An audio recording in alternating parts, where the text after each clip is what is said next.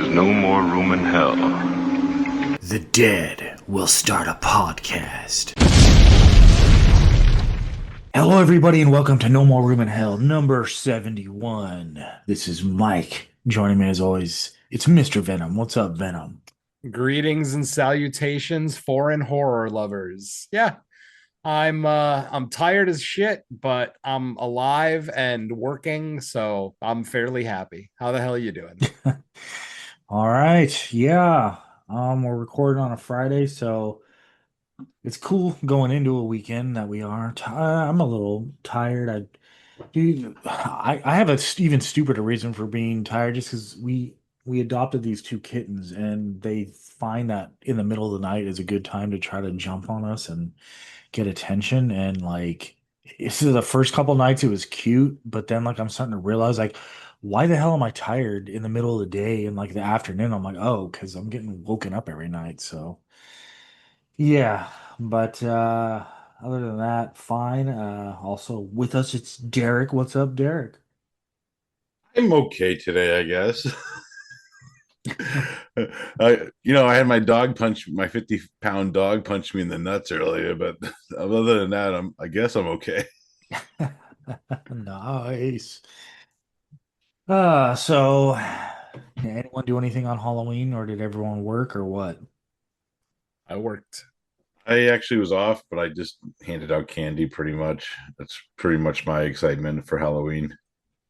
Okay. Yeah, I worked. I actually took the kids trick-or-treating this year. Usually I stay home and give out candy because I'll be watching stuff, but my oldest is 13, so I think she's like in that age range where she might stop soon. So it's like, let me get another one in before. And when I go on my walk in the mornings through the neighborhood, there's some houses that are pretty creative in the way they're uh, set up and decorated. So I wanted to take her to those. So it was cool. It was, your typical Halloween. I don't even really go out all out on Halloween anymore. I kind of just like, what do the kids want to do? And because me, it's mostly like a work day most of the time. So it's like a weeknight.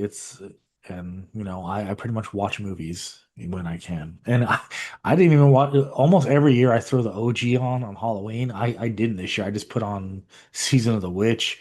And after that was over, I was like, do I want to throw on the OG? And I was like, nah. And I don't even remember what I put on next, but it wasn't Halloween. So that was an interesting choice by me, I guess. But we are now in November. In fact, we're just about halfway through November now. So Thanksgiving's coming up.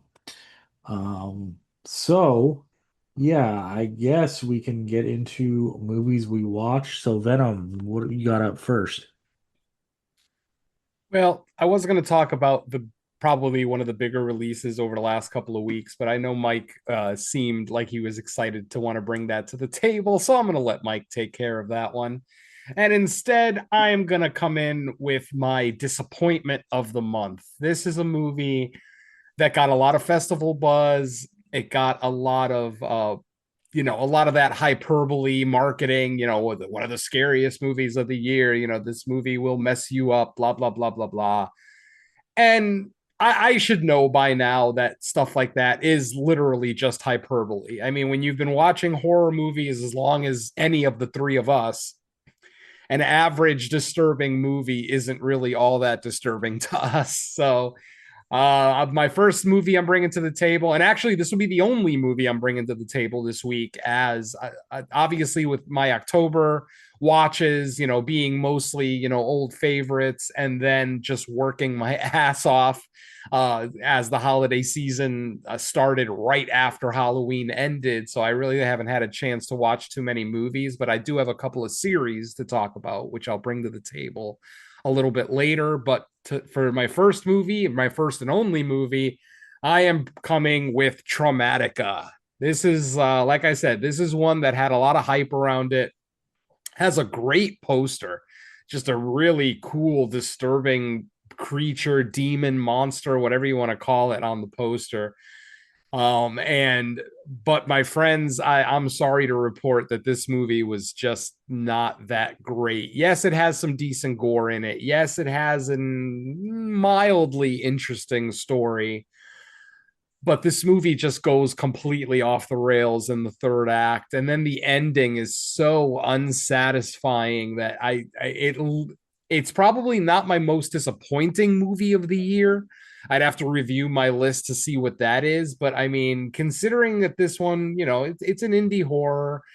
It had a lot of hype behind it, which, usually with the indie horror stuff having hype behind it, I kind of, buy into it a little bit. I drank the Kool-Aid, I guess you could say.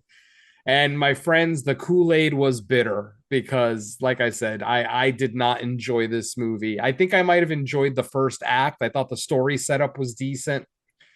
I mean, this movie doesn't even know who the protagonist is. Like, we're following someone for the first act of the film, and then we just abandon that person completely, and we have a new protagonist 20 years in the future. And then even their story kind of ends, it kind of fizzles out, and then we are introduced to then the antagonist of the film, well, the human antagonist, let's say, since there is a supernatural element to this movie. Like I said, this movie didn't know what the fuck it wanted to do. It didn't know what kind of messaging it was giving, and that ending, it's potentially one of my least favorite endings of the year. Just, it just fizzles out. It's one of those movies that doesn't really end. It just stops. It just kind of stopped mid scene, and I'm sitting there watching the credits. Like, are you fucking kidding me? Is that really it? I'm not going to get too much into the story because even the synopsis is a little like the synopsis mentions a guy named Mickey, but Mickey doesn't even fucking show up until almost the third act of the film. So, like I said, this movie doesn't know who its protagonist is. It doesn't know what kind of story it's trying to tell. It doesn't know, the moral of the story. It left me completely unsatisfied. So I'm not sure if either of my co-hosts saw it, but I would suggest don't bother. Now, if you're a new horror fan, if you're like in your 20s and you've only been watching horror for like less than 10 years, I would say give it a shot because maybe you won't be as jaded as somebody as old as we are. And, for as long as we've been watching horror, we've seen all the tropes. It's really hard to be ultra original anymore. And this movie, it shot its shot. It definitely took a shot, but it just failed miserably. So yeah, I'm gonna say my avoid of the month is Traumatica. So I'll turn it over to my co-host to see if either of them saw it, but I hope neither of them wasted the hour and 22 minutes on this one. I Gentlemen? didn't. I didn't because of what you previously said, I think in like one of our side chats or something. Yeah. Because it the box art kind of popped up and I was intrigued and the synopsis was like semi-interesting. So Mhm. I kind of threw it on my to watch list and I just n never got to it. And then finally you mentioned seeing it and I was like, what'd you think? And based on what you said, I was like, well, I can't say I'll never watch it, but it definitely has moved down my priority list. So Yeah. Uh, Yeah, I've seen it. It's traumatic, that's for sure. the fact that I won't get that hour and 22 minutes back was the most traumatic thing about this movie.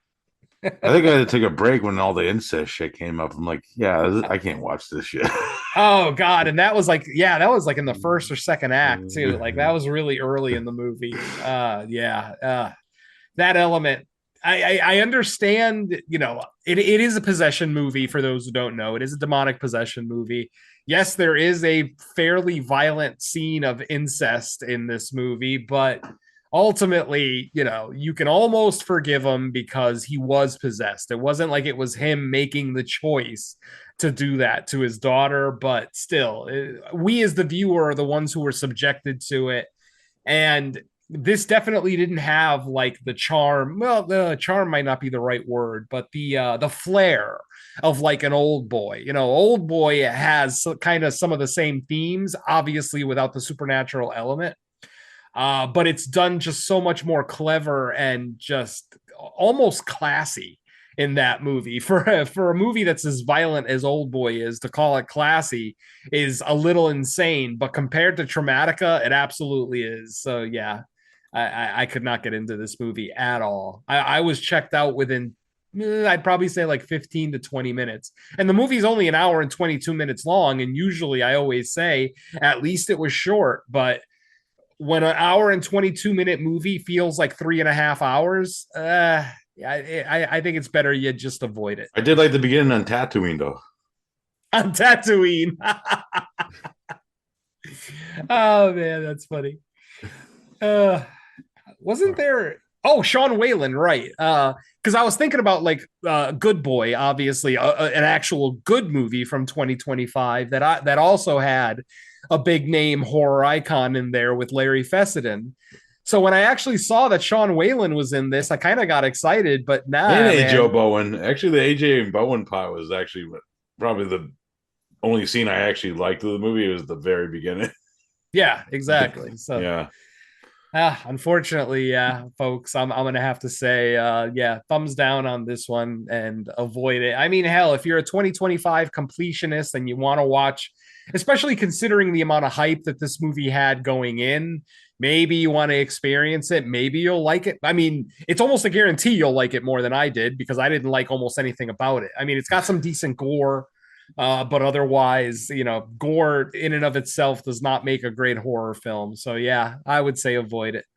Yeah. Back to you, Mike.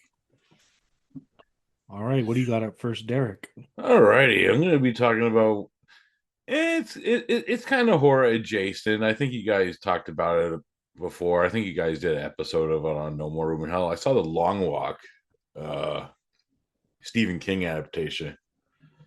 Oh I watched yeah. it. I watched it twice now. Once with my mom and once with my sister, and it was really fucking good. Like fucking Luke Skywalker is that asshole major. He's the greatest asshole ever in that movie. I enjoyed the cast was great. Philip C. Hoffman's son and the android from fucking the last Alien movie that came out. They did great. Uh, yeah, it was a great movie. I liked it. A great adaptation because I read the book years ago and I was actually highly like pleased with it. Yeah, I'm right there with you. I absolutely loved it, and it wasn't even necessarily the horror of the whole thing, like all the death and the very brutal kills in the movie. It was really the relationships, like just seeing these 50 young men start on this journey and to see how they splint clicks or how their personalities kind of mesh with each other. I was absolutely on board. I thought it was great. And plus to see Andy from Alien Romulus as a major character in this one was really really great. I love this movie. I wish the ending was a little bit closer to the story because I also read the book and or the novella, I guess you would call it. And it definitely still had more of a supernatural element where they pretty much just kill the supernatural element in the film, which is fine. It's not a major complaint, but I really would have loved to have seen just that final shot. The way that the novella describes that final shot of our eventual winner walking into the distance and what's waiting for him in the distance. I would have loved to have seen that in the movie. But at the same time, uh, with the movie film the way it was, it probably wasn't a very expensive production. I mean, it's just a bunch of young guys walking down a road. I mean, how expensive can that be?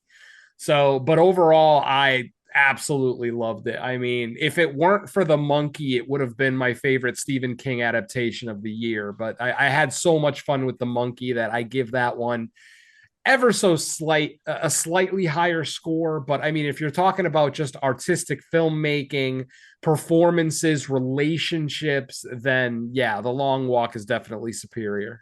I definitely loved it. Yeah, Yeah, it was really good. I think we said at the time that we didn't even know it was Mark Hamill for a while. I know I didn't because I didn't even know Oh, he was part of the cast. Oh, I knew it was him as soon as he opened his mouth. That voice is distinctive. Even when he tries to change his voice, I can tell when the Joker is speaking. I've listened to Mark Hamill's Joker for what, like 30 years now, 30 plus years actually, yeah, since the early 90s with the Batman animated series. And I'm sorry, as soon as he opens his mouth, I know it's him every single time. So yeah. yeah. He's a He, great actor. man. No, I he love really is. I wish he got more opportunities to act, in non-genre stuff, or to not be like an over-the-top Luke Skywalker clone, like when he played Cock Puncher in the Jay and Silent Bob reboot. And granted, I love that role. I loved him as Cock Puncher. I thought it was great, when he but gets his hand chopped off, not again. not again. Exactly. No, I love Mark Hamill. I love almost everything he's done. I would love to see him do more serious roles, but ultimately he's gonna, he's in his wheelhouse. He's comfortable, and there's nothing wrong with that. So yeah, God bless him. Oh yeah. All right. What do I have? Okay, I'll start off with something easy and light. I watched a documentary called Dressing Up Halloween, the Ben Cooper story. This was kind of like a random watch. I think it came out last year. It was listed as 2024 on Prime. This was basically a documentary on this guy, Ben Cooper, who was responsible for making like, I don't even know how to describe it to where, because I All of the know, Halloween costumes yeah, that we used in the everybody 70s and would 80s. know. Yeah. Yep. As soon as you see a Ben Cooper costume, you instantly recognize it. If you're Gen X, if you're Gen X and you actually enjoyed Halloween as a child, yeah, it's unmistakable. Yeah, it's like a Funko Pop. No matter what character the Funko Pop is, you know it's a Funko Pop because of the Exactly. style. And I think by the time I was like hitting like young teens in the 90s, they were not as popular, but they were still around and I remembered them. So it was kind of cool seeing this documentary on how he got started, the warehouse I was producing them, the operations, how it just grew and exploded, how they licensed different things, and just the excitement. And there was lots of interviews with people that like were affected by him, and he really had like kind of like the family method of running a business, promoting from within and giving people opportunities. And I it's funny, I watched it, I think the weekend after Halloween. It would have been a great kind of like October Mhm. 31 days watch, but I didn't even know it existed. It just randomly popped up on my like recommends on Prime. So if anyone's looking for like a light documentary that's pretty fun and pretty cool and nostalgic, especially for either my age group or the age group above me, I recommend it. It's Dressing Up Halloween, the Ben Cooper story. So, Mhm. Venom, I don't know if you've seen the doc, but you are familiar with the costumes at least. So, Yeah, I haven't actually seen the doc because like I said, I had a certain theme for my 31 watches this year, and unfortunately documentaries didn't really fit. But I do want to see it because, like I said, I absolutely love those costumes, as cheesy as they looked. And I actually have a major regret when I moved to college, and I'm not going to say what year it was because it's going to age me. But when I left home and went to college, when I was cleaning out my closet, I found two brand new Ben Cooper costumes still in the package, literally unopened, that I had bought and just, or that my parents bought me, but that I never used. And I just threw them in the back of the closet and forgot about them. And those things are probably worth some decent money right now because one of them was Spider-Man and the other one was the Incredible Hulk. And I got a funny feeling that if I still had those, because they were in perfect condition. I mean, they looked like they were brand new. They were in the back of a closet, no moisture, no sunlight. So they looked brand new. I guarantee I probably could have gotten a pretty penny for those right now. But yeah, I will get around to watching that doc. It just haven't had a chance to get to it yet. cool. All right, back to you, Venom. All right. So, like I said, I haven't really had a lot of chance to watch movies in the month of November just because of how much I've been working lately. So, I wanted to go ahead and bring a couple of series, a couple of horror series that have that one that is in the process of airing right now, and another one that ended like in either September or October. So, I'm going to come in with that one first, and of course, that is Alien Earth. I finally finished this one. I don't binge watch series. For anybody who doesn't know, I don't really like it. I'm old school. I'm Gen X. I'm the kind of guy that likes to watch an episode a week. I want that episode to sink in. the one time that I binge watched a series, I ended up forgetting half of it because you just watch the episodes just back to back to back, and you end up forgetting so much information. By the time you get to the season finale, it's like, oh yeah, that did happen. I forgot about that. That happened 4 episodes ago.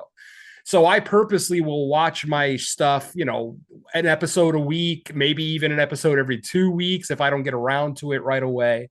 So, like I said, I just finished Alien Earth, and holy shit, that was a great fucking series. It definitely starts out slow. The first episode might be a little dull for some, but man, it just once we hit the second episode and we start seeing more and more creatures, it just really kicks into gear. And I had an absolute blast with this series. Obviously, it's Alien, it takes place on Earth.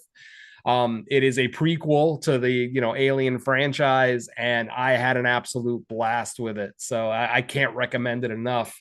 Though I will say the next series that I talk about, I actually like even more, but we'll get to that in a little bit. So yeah, I guess I'll just ask my co-host: did you guys watch Alien Earth? Did you finish it? What'd you think of it? Just the first two episodes, and I like it so far. Yeah, Same. that second episode really like kicks it into gear. Like I said, the first episode is interesting. It piques your interest, especially with a lot of the flashes, like flashes of potential creatures that we're going to be getting later in the series. But yeah, once we get to that second episode, it starts to feel like an Alien, a franchise movie, if you will. So, and then it ends great. I was very happy with the final episode. So yeah, if you haven't had a chance to check it out, it's on Hulu.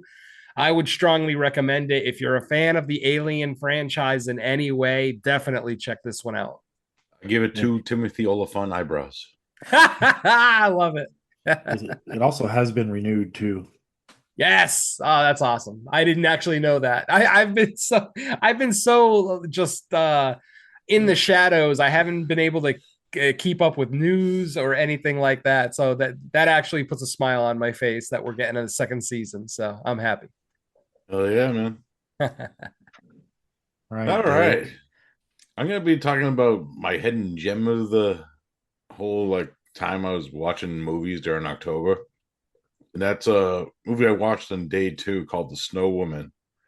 It's from 1968. It's a Japanese horror film produced by Daiei, which it's kind of like a folk horror movie where it starts out with like these two guys are up in the snowy mountains and they run into a witch and then something happens and that's how the story progresses. This movie has some great atmosphere, especially with the snow setting, which is actually amplified from the musical score, which ironically enough, for us Godzilla fans, the musical score is done by Akira Fukube. So it's pretty awesome to hear a non-Godzilla score from him. Nice. Yeah, it's pretty awesome. And yeah, I saw like the whole opening shot of like the snow and stuff, and then the fucking classical Ukube like horns come in on it, and it's fucking. I had a great time with this. If you like folk horror movies, I own it on Blu-ray, but you could actually also stream this movie on Tubi at the moment. Uh, I say check it out if you're in the mood for like a little J horror movie that you haven't seen before. I have never even heard of that movie, so I'm actually very excited to check that one out. I love cult horror and anything from that region in the 60s, I'm down. So yeah, I look Yeah, forward it's to it. part of those Daiei box sets that have been coming out recently from a new company, Radiance. They're Ah, pretty good, yeah. nice. Interesting. I'm always interested. All right. This one is another one I watched kind of on a whim. It's called The Initiation of Sarah. It was a made-for-TV Shelly movie. fucking Winters, baby. Yeah. It's basically like Carrie in college, kinda. Like, because there's like a lot of similarities. Like it's not 100% that, but basically the meek kind of girl that doesn't quite fit in, is bullied somewhat, but hey, she has some type of like ESP magical powers going on. And this one it's kind of funny because she gets into like an alternative sorority, and the head of the sorority that she gets in has like years old rivalry with like the popular girl sorority, and she figures out that this girl has superpowers, and she basically tries to coach her and like groom her into living out her revenge fantasy on the other sorority during, I guess, at the end of Hell Week. It's like the coronation day. Kill Morgan Fairchild. Yeah, and so it's actually pretty like for a like 70s made for TV movies, they're just a different breed because I feel like they don't know that they're made for TV movies because they really go pretty hard like as far as like the subject matter, and like you don't quite like there's like a scene where like there's like borderline almost nudity. Obviously they're not going to have like nudity that you would in like a movie theater movie or cable, but like I couldn't imagine like that kind of nudity on like a network when I was growing up, like more later on. And I thought it was actually pretty entertaining. It's only I think an hour and 18 minutes because without the commercials, it's gonna take off a chunk, and it flies by pretty fast. And because it's like so familiar in its plot, like it's very easy just to kind of watch because you know what beats it's gonna hit.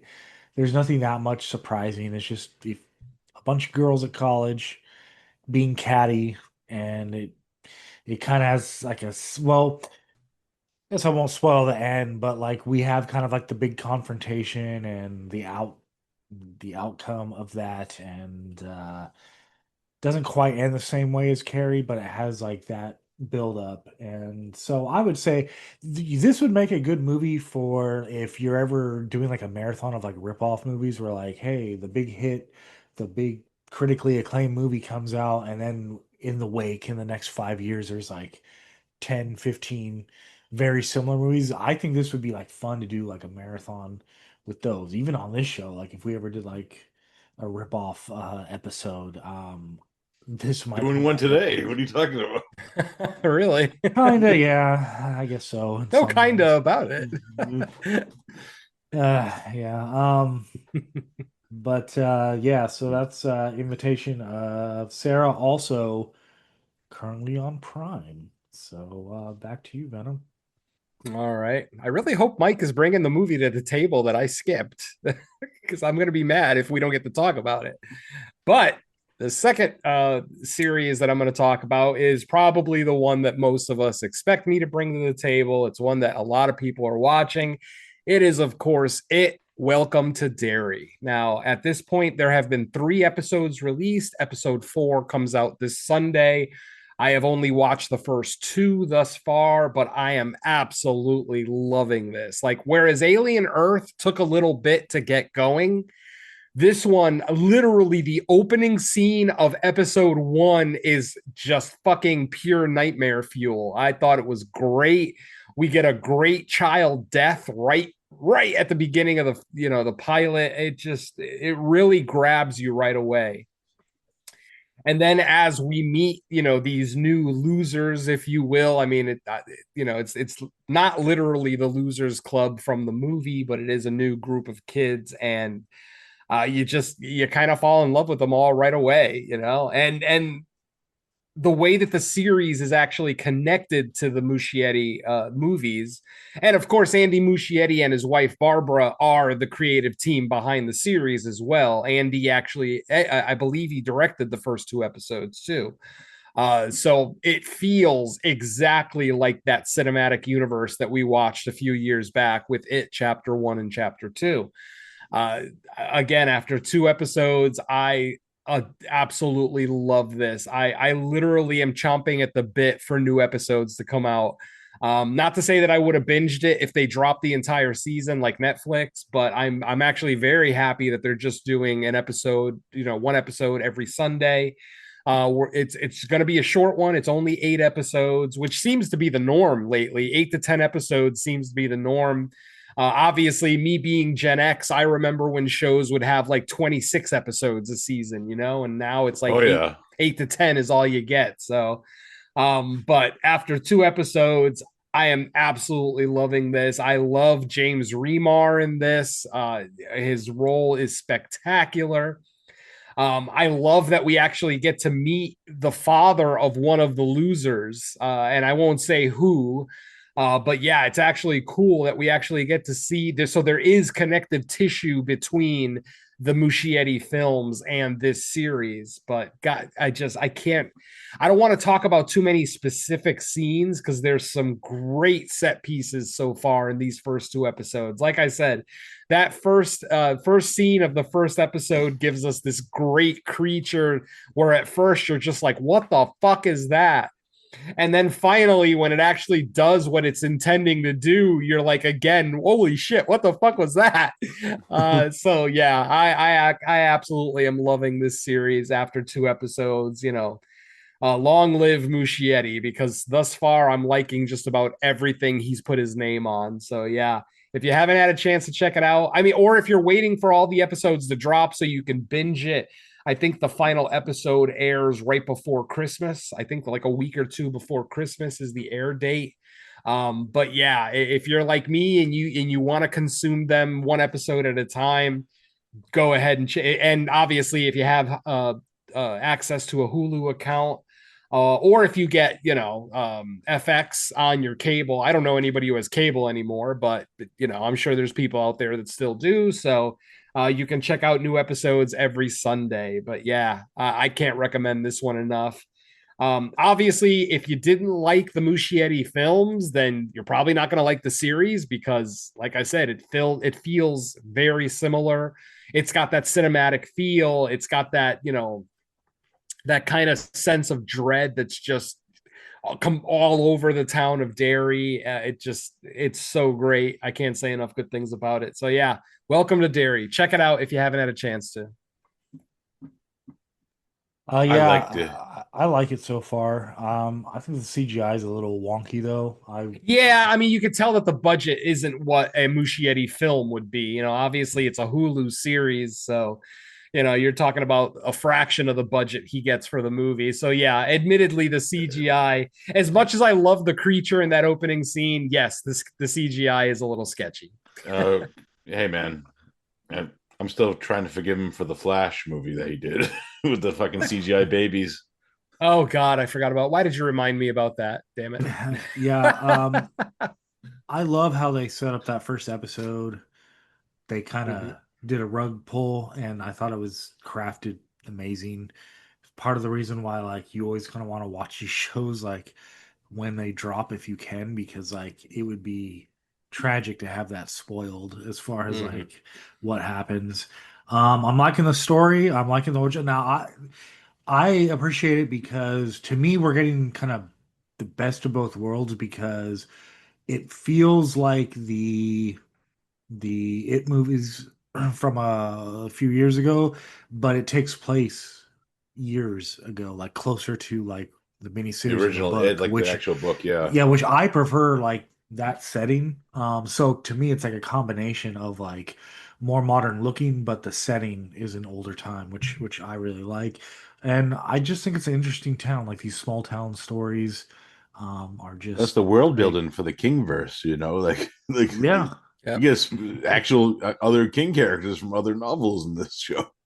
yeah, exactly. There's all sorts of Easter eggs, and we're only a few episodes in, so I can only Mm-hmm. imagine as it goes. But yeah, we should definitely talk about this more once the season's over Oh because yeah. Yeah. it's definitely going to be worth it, I think. And Oh yeah. I'll bring yeah, it back to the table, definitely. cool, cool. All right, Derek, what you got? Oh, oh. Okay, I could talk about the shittiest movie I saw last week, and that's Hell House LLC Lineage. It sucked. Let's move on. You basically concentrated our entire Fresh Cuts episode into one statement. Yeah, Oh that's all I man. gotta really say about it. Yeah, No, I don't blame you. I mean, we tried to come up with stuff to say during the Fresh Cuts episode, but it's like Oh man, Cognetti, like what the fuck happened to you? Like even admittedly, the first one is my favorite. It's fucking great. It's literally in my top 10 all-time found footage. I love that first one. And then you get kind of diminishing returns as the movies go along. I famously hated Lake of Fire because of the ending. And I'm very happy that that wasn't the end of the series. Like at first I was like, please don't make another one. But then the more I thought about it, I'm like, maybe you should make another one. And then he made And Hell Origins, and it was great. yeah, the Carmichael House was actually a decent movie. I thought it was a decent return to form for the franchise. But then I don't know. It's like somebody hit Stephen Cognetti with a pipe, and then he went and made Lineage because it doesn't feel like a Hell House movie. It Yeah, it feels doesn't. like that other shitty movie he did on Shutter, the fucking 39 Road, whatever the fuck it was. Oh, right. That's right. That was his, wasn't it? Yeah. So, unfortunately, and I am a found footage apologist. I absolutely adore found footage. Even bad found footage movies, I will champion. The problem is this isn't found fucking footage. This movie's not found footage at all, and that's so frustrating to me, almost as frustrating as Shelby Oaks being marketed as a found footage movie, but then finding out that it's really only found footage for the first act. And then the rest of the movie is just a full, production narrative movie, just a basic movie. And honestly, it was, as much as I love that filmmaker, it ended up being rather disappointing for me. But I mean, Lineage was beyond disappointing. I mean, I just hated it from the first frame. I just fucking hated it. So yeah, Cognetti, please walk away from this franchise. Let it die. Because I think your best movies have already been made. So just, come up with a new idea, start a new franchise, whatever the case may be. But yeah, let's let the Hell House die peacefully. Don't give the Yeah. Blumhouse. Oh God, no. Yeah, I agree. No good. I mean, to me, it's just a sign that they're kind of done with it. So I hope they just stay done with it. Yeah, exactly. All right. What do I got left? Well, if the one, are you talking about Predator Badlands? Is that the one? Yeah, you said you were going to talk about it. Otherwise, I would have brought it to the table. Yeah, I mean, we can talk about it. But then again, I understand why you don't want to talk about it because I didn't realize what your thoughts were until you said something recently. So you and I are on opposite ends of the spectrum with this movie. All three of us are, I think. Oh, really? Well, I mean, we'll see. Well, we'll see if Derek's maybe in the middle. Yeah. Um, yeah, I wasn't very impressed with Disney Predator.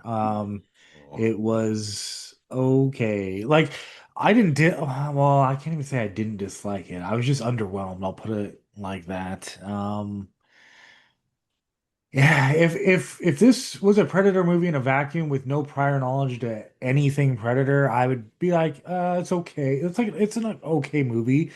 But comparing it to like Prey, which recently came out, to me, Prey is much more like what I want in a modern telling of a Predator movie, which is basically you take the formula of the original, and I guess you could argue the second one, and you just set it in a different time. Yeah, I want to drop a hunter or a predator in a different era with a different set of people, and he tries to kill them. They try to kill him or survive, and we get a conclusion.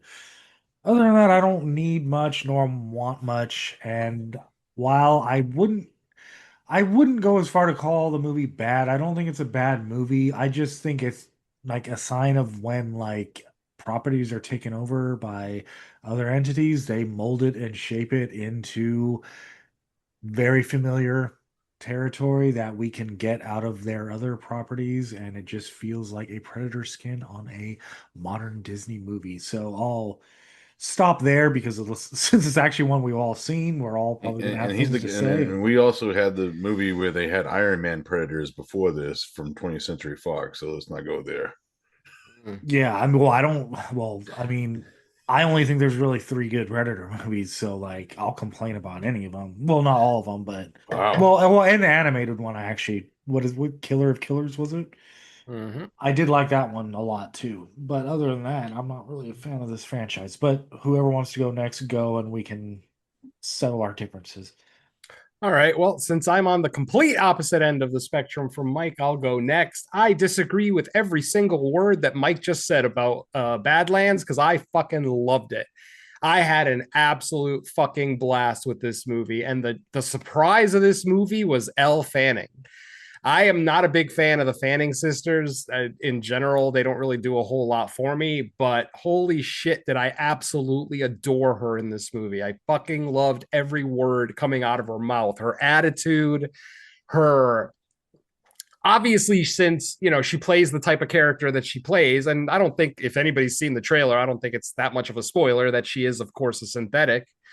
The Oh, you fact that Connie, she's a baby. synthetic and the way that she spoke to Deck, with no fear, because she has no fear of dying. She doesn't give a shit. She's a synthetic. So the way that she was very blunt with him and very like not pulling any punches, like very honest and open. I loved it. As far as Deck himself goes, I mean, if you're gonna take a character that's pretty much been a villain in every movie that they've done and make them into a hero, I think this is the best way to do it.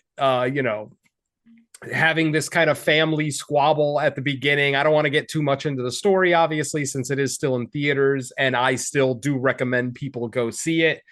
As far as Mike saying the Disney Predator movie, I understand his point. I just don't agree with it. Just because you put a cute young animal in or creature in a movie, to me, doesn't make it a Disney movie. I mean, think about and Derek will probably agree with me on this one. Think about Godzilla versus Kong, The New Empire, and Suko, the character of Suko. That is a Disney character. That was a sugary. I mean, he was literally in the movie only to be cute, literally. But with Bud, the character that I'm talking about in Predator Badlands, he wasn't just there to be cute. I mean, he had an actual purpose. He had an actual connection to the story, and holy shit! I mean, talk about a guilty pleasure ending. I'm sorry, I applauded at that ending. I don't care. I fucking applauded in the theater. I thought it was just great. Um, again, I understand the complaints, but I am not as invested in the Predator franchise as some people are. Like some people absolutely love this franchise, and that's fine. Cool. I like the original movie. I like the second one okay. Obviously, Prey was great. I agree with all the praise that Prey got. I absolutely loved it. Killer of Killers was a great turning point for the franchise to see them do something that wasn't live action as successfully as they did, and it provided Mike with exactly what he was talking about. Take a predator, put him in a certain time period, and let the fun fly. So I understand that aspect of it. I do, but to give me a Predator movie where I'm actually invested in the characters means a lot to me because I haven't given a shit about a character Predator. Excuse me, about a Predator character, a Predator franchise character since Dutch. Now, obviously, with Prey and Naru, I obviously loved her and her story and everything else. But before Prey, I didn't give a rat's ass about any Predator franchise character. And now with this one, they gave us characters like I actually care about a Predator. I mean, Deck, like I said, Deck is very likable. Yes, he's a Predator, so he's got his rough edges. At first, all he cares about is honor and the hunt and blah, blah, blah. He's very color by numbers Predator. But then as his relationship with the synthetic, I forgot her name in the movie. Thea was her name in the movie. As his relationship with Thea continues to develop and then they meet Bud in the wild, I'm so much more invested on Deck, and that's probably why I love the ending so much, because I was on board for Deck and his mission, his trophy, if you will. I'll leave it at that. But I mean, for whatever it's worth, just more proof that Mike doesn't like fun, because this was the most fun Predator movie I've ever seen. I fucking had a blast with it. I'm not saying it's perfect by any stretch of the imagination. I mean, I'm literally sitting here saying that Prey is a better movie. I agree with Mike on that. Prey is absolutely a better movie, better setup, better action, better all of it. But this movie gave me a lot of what the Predator franchise had never given us before. And as I've said many, many times on Fresh Cuts, I will always appreciate when filmmakers try something new, even if they fail. I'd rather see filmmakers try something new and fail than do the same old shit and succeed, if that makes sense. But in my Yeah. opinion, Badlands is not a failure. I had an and Scott and Trachtenberg, the director. I think he is the perfect guy for the Predator franchise right now. He gave us Prey, he gave us Killer of Killers, He's and a now huge fan. You could tell from the oh way. yeah, Yeah. exactly. I mean, a loving homage to a lot of things that we've seen in past Predator movies in all three of Trachtenberg's movies. So honestly, I'm okay with the Predator franchise continuing as long as Trachtenberg is the director. I had an absolute fucking blast with this movie, and yeah, like I said, I can't be more opposite about this movie than what Mike said, which is interesting because Mike is the bigger Predator fan. He's very obviously the bigger fan of the franchise. Not to say it's like a favorite franchise of his or anything, but obviously he enjoys it. He kind of holds it dear, whereas I don't. You know, to me, it's just another sci-fi No, I franchise. don't. I don't hold a franchise dear. I don't really care about the franchise. Except I just think the first one's really good. I like the second one. I like Prey and the Right, right. anime. But But I mean, you the like rest that. of them suck. Wow. Varying degrees of suck, maybe, because Wait, one you or did two you of think them were Badlands is awful. better than the original? Oh, hell no. Fuck Oh, no. okay. Oh, come on. I'm not fucking insane. Give me some fucking credit. Well, there's people saying that, Well, which like I think it's a Well, different. nutty. It's a totally different movie too, though. Like, yes, absolutely. I mean, it's a very different movie. I mean, when you kind of go through the 80s and the Predator is an absolute villain, it kind of sets certain expectations for what we would expect from a Predator movie. That's why I like this one so much, because Trachtenberg subverted those expectations rather than Deck being this just single-minded, tunnel vision hunter. He learned and because of honestly, his age too. You know what I mean? Because he's a oh younger yeah, exactly. predator. He's young. He's the runt of the litter, if you will. And I love the story that Thea told him about the alpha wolves, about how wolves, how they hunt in packs and everything else. Like that whole scene worked for me so well. And it really lays the groundwork for what Deck will do for the remainder of that film. So I'm not saying that I want to see Deck again in the next Predator movie, but I'm very down to see what Trachtenberg has in store for this franchise. So I'll shut up now and let Derek talk. Yeah, because I'm probably actually the hugest Predator fan here, so that's why I'm trying to hold whenever Mike says anything bad about Predator movies that I like. But yeah, I've read every like novelization of AVP. I had like all the comics growing up, Dark Horse, and to see some of those worlds that I've seen in the comics actually live action, like that planet was actually from one of the comics. So that's why I was super excited. And the world building is great in this movie because you get like that whole. It feels like this is a world where like aliens and predators could actually exist in. Not looking at fucking Alien versus Predator movies because those are fucking those are actually cash grabs. Those movies, but I I'll say my fucking opinions on those. Those are probably my least favorites. Sure. To be honest with you, Oh, but same with me. yeah.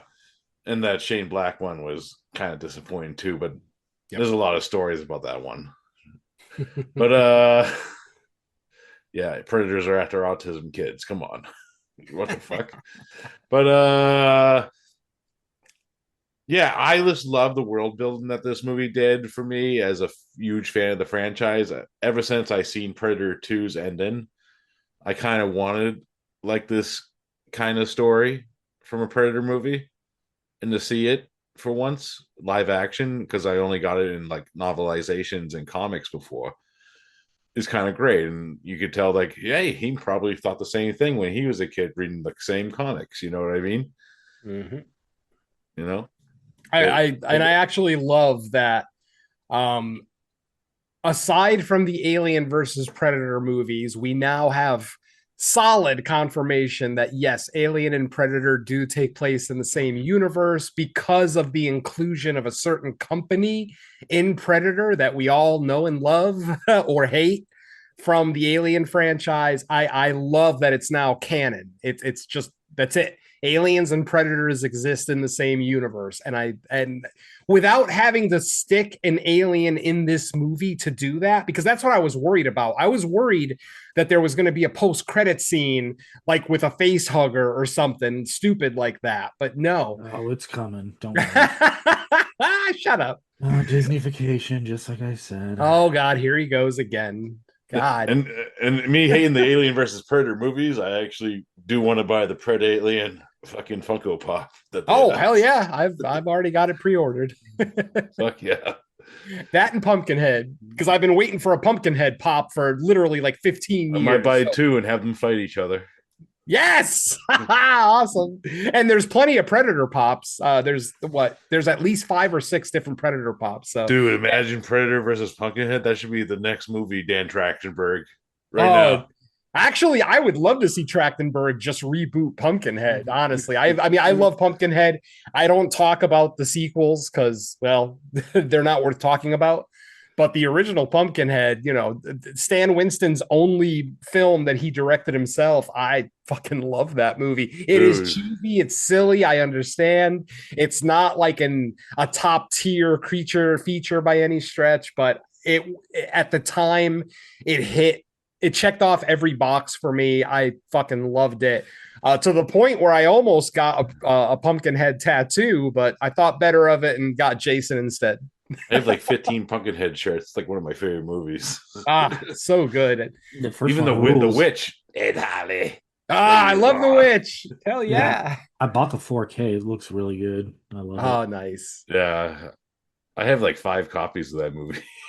So do I. I might still have my VHS floating around here somewhere, but yeah, I've had it on like 5 or 6 different formats. It's one of the only laser discs I owned. See, we talked about something positive for you, Mike, There you go. to get you involved. Well, if the movie was positive for you guys, so you still talked about something positive, but Oh, you know what I mean. It's okay for you. yeah, I mean, it's whatever. It's made a lot of money. So, I mean, I'm definitely in the minority on this, I think, from what I've No, seen. no, honestly, I've heard a lot of people complain about it. You're actually not the first person that I heard call this Disney's Predator. I've actually heard a couple of different people use that term. And again, I understand where the comment is coming from, but that comment bugs me almost as much as when people say the Black Phone 2 is just Nightmare on Elm Street Part 9. It's like, no, stop it. Stop being so just, what's the word I'm looking for? Just so basic, so elementary about it. It's like some people will watch a movie, see one similarity to another movie, and instantly discount it. Oh, that's Black Phone 2 is just Nightmare on Elm Street. So fuck that movie. No, Black Phone 2 is fucking great. I don't care. It might have been better than the first. But again, that's a story for another show. But yeah, that's kind of I the point I'm trying to make is I that, did think it was people better than the see, first, though. yeah. See, I agree with both. I think it does draw inspiration from Nightmare on Elm Street, and I think it's good. Whereas this one, to me, I'm you can't convince me it's not Disneyfication, and I don't think it. Well, I don't think it's bad. I just don't think it's that good. I think it's a middle of the road movie. It's a bunch of CGI slop, and it's like, oh, it's just okay. Like, Well, but what Predator movie besides the first two wasn't CGI slop? yeah, but that's why I don't like them. Uh, I mean, I don't like most of them. So, You didn't like the Topher Grace getting killed by a predator? Come on, I loved oh, it. I I'll watch Topher Grace die endlessly. Yeah. And Lawrence Happily. He fucked up Yo, Venom, so I absolutely will watch him get torn to pieces in any movie. Yeah, I want him to die in that Maki Wahlberg movie so bad. Yeah. So kind of an interesting question though, because it's like, do you view, and it's probably way too soon to know for sure, because I don't know if Trachtenberg has said anything like as far as the future.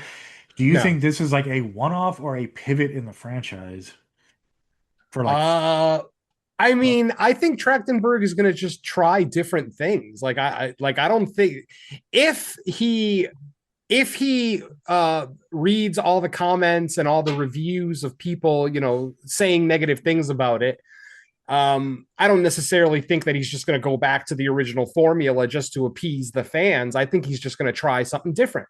He's already tried, Native well, they're gonna look American at the money it times. made, and it made a ton of money. So, Well, uh, yeah, but ultimately big blockbusters like that, especially, coming out right after Halloween. I had a feeling it was going to make a lot of money, even if the movie was terrible. But thankfully, it's not terrible, and even Mike can admit it's not terrible, even though he didn't like it. But ultimately, I loved it, and I am absolutely going to buy it. Hopefully, it's out on physical before Christmas, so I can put it on my Christmas list. Uh, Yeah. but otherwise, yeah, I can't say enough good things about it. It's not a 10 out of 10 by any stretch. It does sound like I'm kind of, sucking the movie's dick, but it's just it worked for me. I every minute I was in that theater, I was having a Yeah, good probably the time. highest I would probably give is like an 8.5, to be honest with you. Yeah, not even no way would I even give this a 9, but ultimately it's just it was fun and it was different. And don't forget, variety is the spice of life. I like seeing different things. I mean, I'm not Plus, he had a fucking against. Independence Day alien skull in his fucking trophy. Yeah, whatever. Hey, maybe the next Predator movie will be a musical. I'm down for it because it's With Jeff different. Goldblum in. Oh no, sexy Jeff Goldblum. But yeah, like I said, I like when when filmmakers try to do something different with a franchise. Sometimes they fail. More often than not, they fail if it's an established franchise. But in my personal opinion, Badlands is a triumph. It's not perfect by any stretch, but I think it was well worth seeing it. And in IMAX 3D, it fucking that those scenes in the forest when that tree creature thing was Oh, I attacking loved Deck. it. That looked so great in 3D. I couldn't get over it. And then plus sound design was awesome. Just yeah, I don't know. Plus, Like I I said, ate like fucking 9 gummies before I saw her. oh, I wish. I actually wish. I tend not to do that before I go to the theater, but maybe I should start. Hell, with this fucking movie track record that we're doing this day. Oh, these movies needed some drugs, but yeah, we'll get to that. Nakedness. Mm. all right. We didn't bring up Match last episode, did we? That Tubi movie? No, I Uh, didn't. I don't think so. Okay. Because that was like another one I had on my list because that one was. Brandon Orlick said he liked Zach in it. Have you seen Match on Tubi, Venom? I have not. Derek, I But know you have. Yeah, I actually, it was actually pretty good for a Tubi movie. I'll be honest with No, you. I think it's this year's Low Lives where it's like if you randomly find it on Tubi and know nothing about it, have heard nothing positive or negative, and you're just like, what the hell is this? Because it starts off kind of innocuous, like, oh, she's trying, it's a young It, 20s yeah, it kind that of has reminded sucks me with of her like dating Fresh, life. where it just turns a Yeah. fucking 360. Yeah, because like I kept hearing people say like, "Oh, you should check it out," and like 20 minutes in, I was like, "Okay, it's not bad, but like, what's the big deal about this?" And then once you get to like what the movie's really about, it's like, "Holy shit!" Like, this is great. And like, it went pretty like gruesome as far as like what they reveal and like different aspects. And I don't want to spoil anything because Venom, if you get a chance to see it, deserves to be seen without like being spoiled. So I, cool. I say check it out and maybe bring it up on the next episode because I wouldn't Nice. mind talking about it. I just don't want to spoil anything beforehand. Oh, by the way, I did love Frankenstein. Oh, everybody loved Nice. it. Even Don loved Frankenstein, and Don doesn't love anything. Dude, they had Filch from fucking Harry Potter as the blind man. Dude, I can't. That movie was I even said it on the show. 10 out of 10, 100 out of 100. It was a fucking masterpiece. Dude, from I the love. beginning with fucking Thrawn as the captain. Yes, I Jesus. Just I literally Speaking of Disney, Mike. no, but I mean, I literally I watched the movie with Mrs. Venom, and Mrs. Venom isn't the biggest like talker, like discusser of a film afterwards. Like she'll just say, "Oh, that was cool," or "Oh, that was all right," or "Oh, Dude, that if was the guy that terrible." played the monster doesn't win an Oscar, that's fucking blasphemy. Elordi, Well, Jacob Elordi. yeah, Jacob Elordi. I honestly, I think Oscar Isaac deserves an Oscar nomination, just a nomination. I don't know that he was the best performance, but that had to be one of Sideburns the are fucking most killer, man. one of the most convincing asshole Victor Frankensteins ever. Since Peter Like Cushing. there wasn't even any pretense as to him potentially, being the protagonist of the film. The whole time he's just an asshole, and I fucking loved it. Well, look who raised him, fucking Tyrion Lannister. All right. Um, the Scream 7 trailer came out. I don't know if you guys saw that because you don't watch trailers. Nope. It looks like another Scream movie, you know. No way. What No can way. what can you say about a This franchise? is when the pie with Lacey's gonna be like, "What do you mean?" Yeah. They did put out a Scream 7 Theories episode. I've cut to the chase. So. Oh, jeez, that's Yeah. the amount of brain Oh. power it takes to just sit there and talk about what might happen in something. Like, I don't know, that to me, that just me personally, it just doesn't sound interesting. I mean, and obviously I don't watch trailers, so I want to know as absolutely little about a movie as possible going in. So obviously I would have zero interest in an I episode like that. yeah. Plus, I just feel like that when they do see it and they're disappointed with it just adds to the disappointment when they do actually go see it. Right. Because the ideas that they're going to come up with in their head are probably going to be 5 times better than what's actually put on film. Plus, So, plus, it always comes back to Maureen Prescott was a whore. Like almost like either directly or indirectly, it's like your mom fucked everybody in Hollywood, and now I'm the cousin of the brother of the Yeah. uncle that is mad about it. Oh shit. Somehow Yeah. Dewey returned. And despite all of it, I mean, I did enjoy the last Scream movie. I mean, if you listen to the Fresh Cuts episode, I was probably the highest on it. I actually really, really enjoyed it. It might have actually been my second favorite Scream movie. So I am somewhat looking forward to 7, but I say somewhat. And those guys are bringing back the fucking mummy now. I'm more excited about that, especially because it's the original cast. I'm ready. Odo Ferreira's coming back too. I was like, what? Yeah. Yeah, I mean, I find all the Scream movies pretty much enjoyable to some extent. It's just that I don't hold them up as like our friend Lacey, the holy grail of franchises. Exactly. Yeah, that's a bit much. But I mean, she's of that age group, so it makes sense.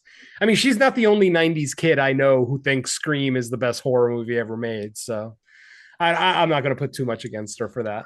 It's gonna be a lot of Nick Cave playing in that movie. Knock her red right hand. Yeah, the older I get, and the more like different generations I hear of horror fans talking about their favorite movies, I tend to think like a lot of it's just generational because depending on when you were growing up, there's going to be a certain decade of movies that you probably watched over and over and over, grew up with that were always either on TV or always on streaming now, I guess.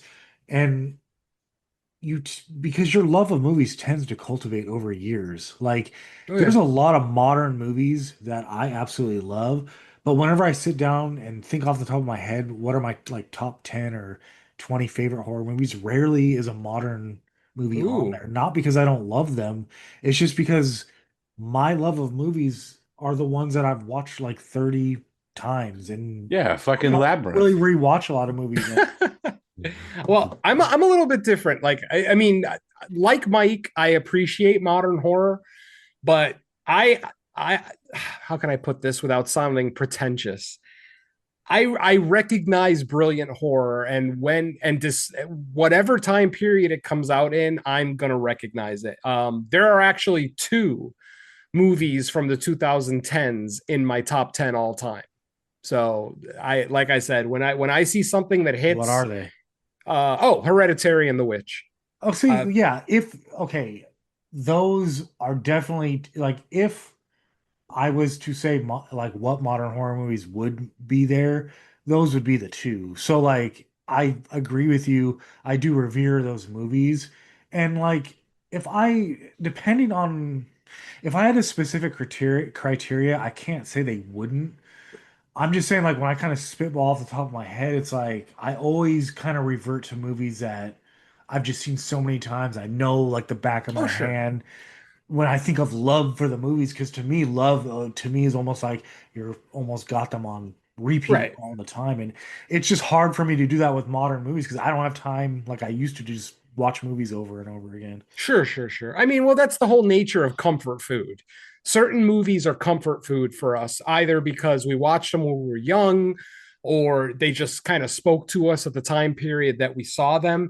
Hereditary is not comfort food for anyone. The Witch is not comfort food for anyone.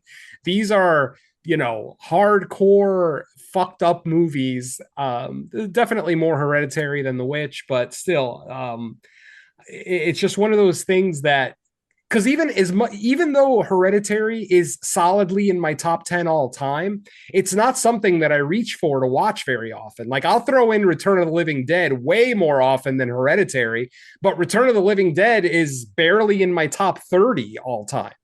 You know what I mean? But that's the Mhm. nature of comfort food. It makes us happy. It puts a smile on our face. So, I understand the point Mike's making.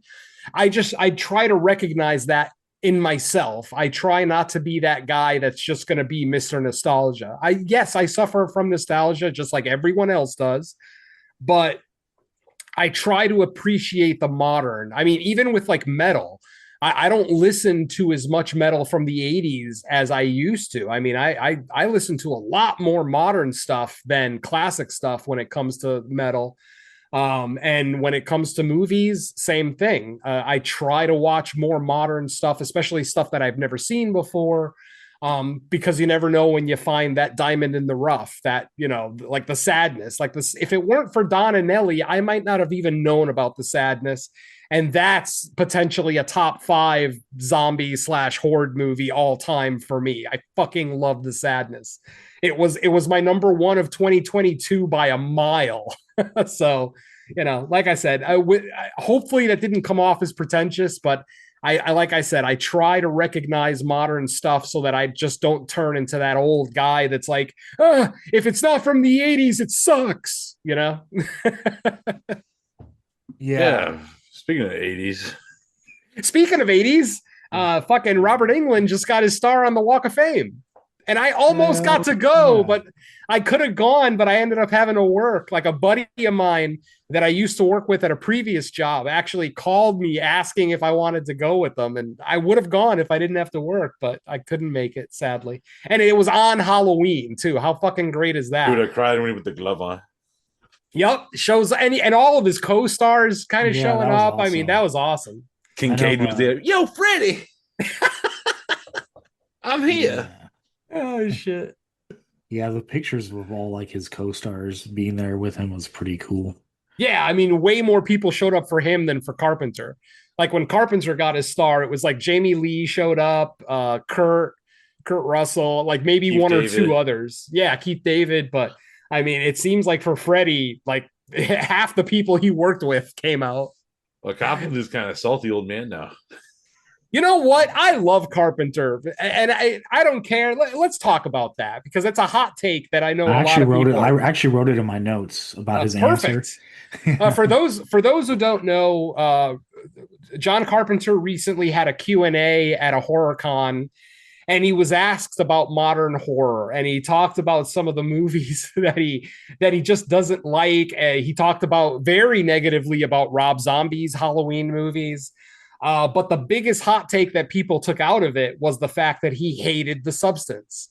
And somebody asked him, what did you hate about it? And he literally said, everything. I fucking hated that movie. And you know what? I don't agree with him, but I love the fact that he's that open and honest. And as far as being a crotchety old man, fuck you.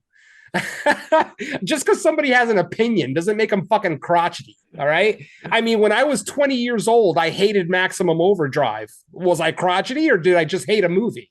No, I just hated the movie. It's not a big deal. So yeah, all the people jumping on Carpenter's case and calling him a crotchety old man because he voiced an opinion. No, go fuck yourselves. We all have the right to our opinions, and if you hated the substance, that's just as valid as if you love the substance. It's just a fucking movie. It's just a movie, Yeah, guys. I don't see the big deal about Yeah. him saying. And part of me thinks he was like partially trolling, but even if he's not, who cares? Like, it's his Yeah. opinion. And I think It's fucking I think I referred to him as a crotchety old man, but not as an insult, just as like almost funny. Yeah, I Like, was actually referring to Mike's quote. I didn't actually call him that. yeah, yeah. I think it's more funny than anything. Like, I'm not saying it as like a diss, because if I live to be that old, I'm gonna fulfill my crotchety old man ways too. So, You already I'm turned into that. You're like, fuck, Predator, Badlands. I yeah, fucking exactly. hated okay, I'm a crotchety middle-aged guy there. Uh, I'm joining you in next year, Mike. Don't worry. oh Jesus. Yeah, but that clip was funny. I found it funny. No, absolutely. I thought it was great. Hey, did you guys hear about this movie called Meat Kills? I have, and let's just say I could be watching it later tonight because Oh, no shit. Is it out? Or did you just get access to it? it is available for rent, I think, Ah, and gotcha. I think on it might be Prime on, but I think it's on Screenbox. Ah, no one has Screambox. I know, I fuck, had like Screenbox. I used to have it. Honestly, I had it before Shutter, but I just once Shutter came out and I saw the list of movies that they had, I ran from Screambox. Yeah, they have a few like I keep it for most of the Severin shit. Yeah, like now Screambox is viable, but like when I first got it, it's like when they first started, it was like $2.95 a month, literally. Yeah. And the list of movies they had was kind of shitty. I mean, they had a lot of like indie stuff and weird foreign stuff, but now they actually have like some cool documentaries. They have the rights to the Terrifier movies. So I mean, Do you yeah, know, Harley's on Screambox. Screenbox. There you go. Yeah, it was He's on Crackoon. Crackoon. Yeah. Crackoon. do you know who backs Screenbox? Because we know Uh, Shutter, it's AMC, but I right. think I'm it's not like sure. Cineverse. okay, because I have noticed like Screenbox is Bloody getting like Disgusting, maybe. exclusives over Shutter, which is well, I'm like I don't know, like I think Bloody Disgusting has something to do with him too.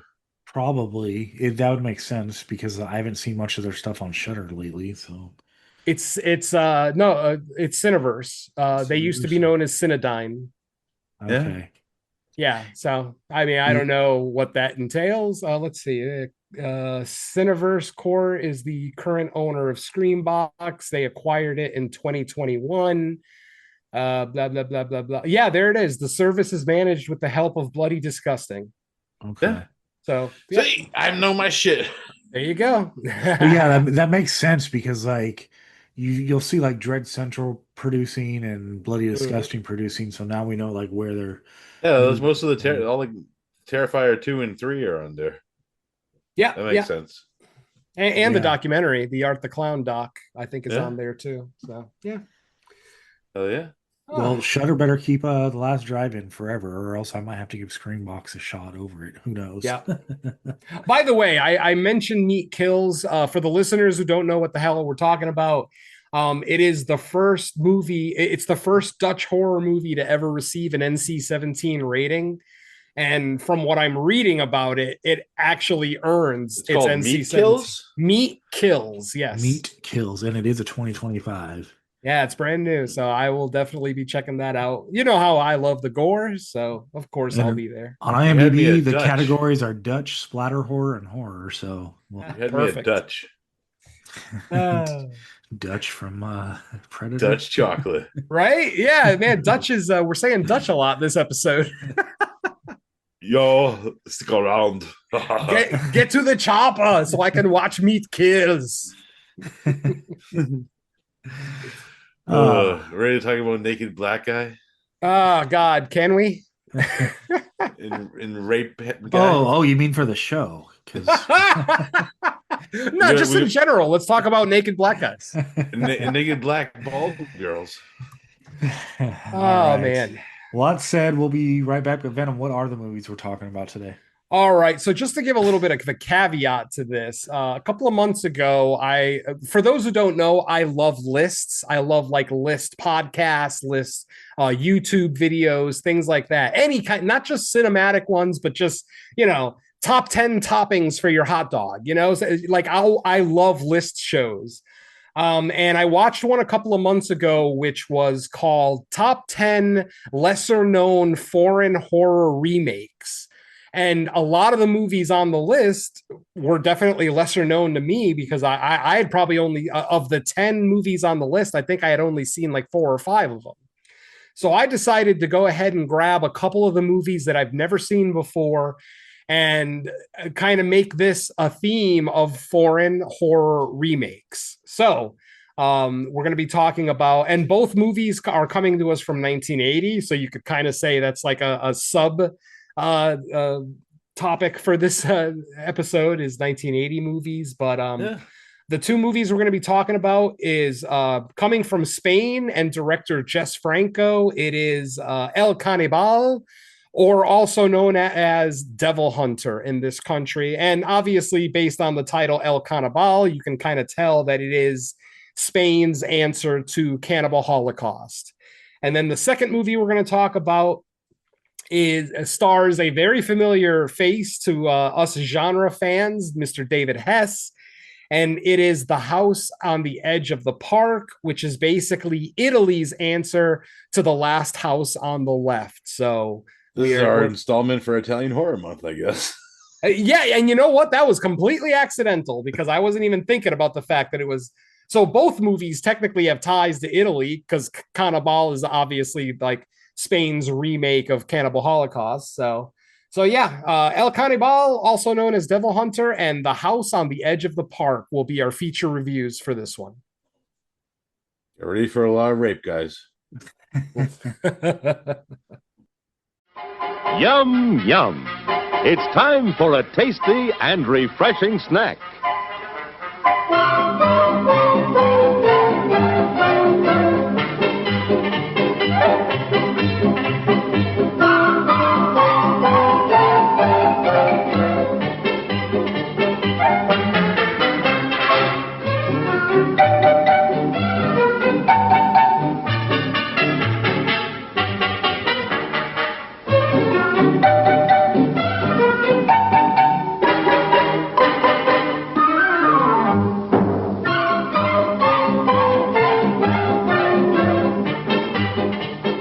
Promise to satisfy your hunger, your thirst, your sweet tooth. So visit our refreshment center now. Let's go! And now, on with the show. All right, folks, welcome back. It is feature review time, and we're going to start out with my countryman's film. This is coming to us from Spain from 1980. As I mentioned earlier, its original title is El Canibal, which is, of course, Spanish for the cannibal. But in the States, the title of this film is Devil Hunter. Like I said, this is coming to us from 1980. It is 1 hour and 42 minutes long. It is directed by Jesus Franco, or to us Americans, Jess Franco. This one's written by Julian Esteban and Jess Franco, and it stars a bunch of people I've never heard of, which I'm sure Derek will educate us on later. But yeah, our synopsis is as follows. A young woman modeling in South America is kidnapped for ransom in the jungle when a Vietnam veteran is going to rescue her, only to find out that the jungle is filled with cannibals.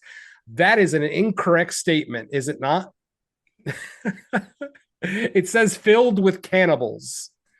There's something wrong with that statement when it comes to this movie, but we will get to it. For those, just for everyone's information, I had never seen either of this month's movies. These were both first time watches. Like I said, I pulled these titles from that YouTube video that I saw of underappreciated foreign horror remakes, and I don't know, maybe there's a reason they're underappreciated. So let's go ahead and talk about it. Let's go ahead and bring in Derek first to talk about El Canibal. So Derek, had you seen this one before, and what did you think about it? Wow. I have seen this movie before years because I actually own this on I bought this Severin fucking Cannibal box set when it was still super cheap. They're all out of print now. Uh and yeah, this kind of goes with those other two movies that it's in the box set with, because wow. It came in with this Cannibal Terror, which is also equally as bad as this movie is. And Papaya the Love Goddess, which is a Joe D'Amato movie, which is kind of the only thing I remember. It had like this weird like disco soundtrack to that movie. It was weird. But yeah, man, Devil Hunter. Now, I kind of knew going into it, Jess Franco hated this genre and he only made these movies for the money, because there's actually a extensive interview on the DVD disc where he's like, yeah, I wanted to make a cannibal movie. It just the producers wanted me to make it, so I just did. And he's flat out said like he did this movie for the money, and you could fucking tell he just did this for a paycheck, this movie. Because man, they didn't even clean the lens of the fucking because you think it's gonna be like, oh, it's the POV of the main like cannibal god thing. But then there's a scene where they show him and the fucking glass is still smeared. I'm like, okay. Like they weren't even trying. The only person that I actually recognize in this movie is the guy who plays Peter, the war veteran, who's Al Cliver, who's actually in my favorite horror film of all time, Lucio Fulci's Zombie. He's actually in a bunch of Lucio Fulci movies. He's like the morgue attendant and the Beyond. He's in the House of Clocks. He's the fucking crazy old dude in House of Clocks. He's in a bunch of them that I love his characters usually. He's the only recognizable face in this, and he's actually the only character I like in this movie, to be honest with you. But man, like the whole idea of those fucking like, oh, let's kidnap this fucking supermodel and fucking kidnap her and put a ransom on her and fucking and then you get into the weirdness of the guy with the rape hat. Man, rape dude. That scene was so uncomfortable to watch on first time watch, and still is. I'm like, why this poor lady, she goes through fucking the motions in this movie. Mm-hmm.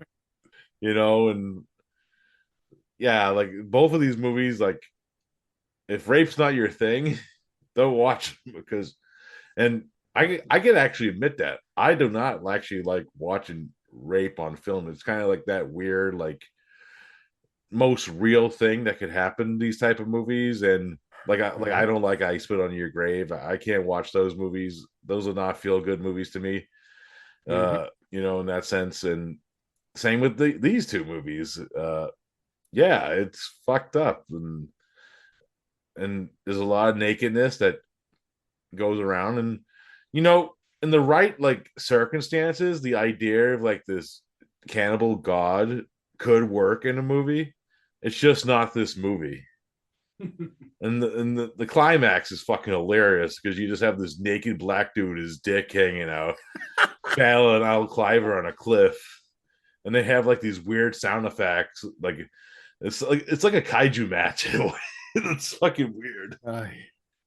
But yeah, and damn, those fucking eye prosthetics on that guy's face.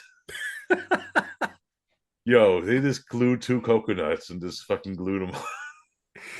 Oh shit. Yeah, I was like, are these alien cannibals or? Okay, it looked like an old school 50s like alien Yeah. makeup job. He looked like an Astro Zombie. I don't know Yeah. if anybody's seen Astro Zombies, but yeah, he looked exactly like one of them. Yeah, it's like fucking zombie Benedict Wong, but way worse. Oh man. Yeah, that's one of the pit. I'm assuming Derek was wrapping it up there, but I'll just jump in and say that's one of the pitfalls you get sometimes when movies clearly, like if you don't want to use the word rip off, we'll say they take the inspiration from like better movies, but it's like they don't know how to craft the story or characters, so they just kind of take like, okay, well, the other cannibal movies had nudity and they had some gore. So as long as we have that in this movie, it'll work out. And sadly, not always, because this definitely had plenty of nudity, almost uncomfortable, like Derek was saying too. Almost. Oh yeah, straight up uncomfortable. Yeah. Also, in the behind the scenes features, I was reading Lena Ramee, who actually became Jess Franco's wife later on. She was like one of his muse, actually co-directed this movie. Oh Oh. wow. I love her in Female Vampire. That's one of my favorite Jess Franco movies. But yeah, this is not one of them. But it's a genre he didn't love going into. So you can see why, like, if you're not gonna fucking put in the effort in it, it's gonna turn out like this, you know.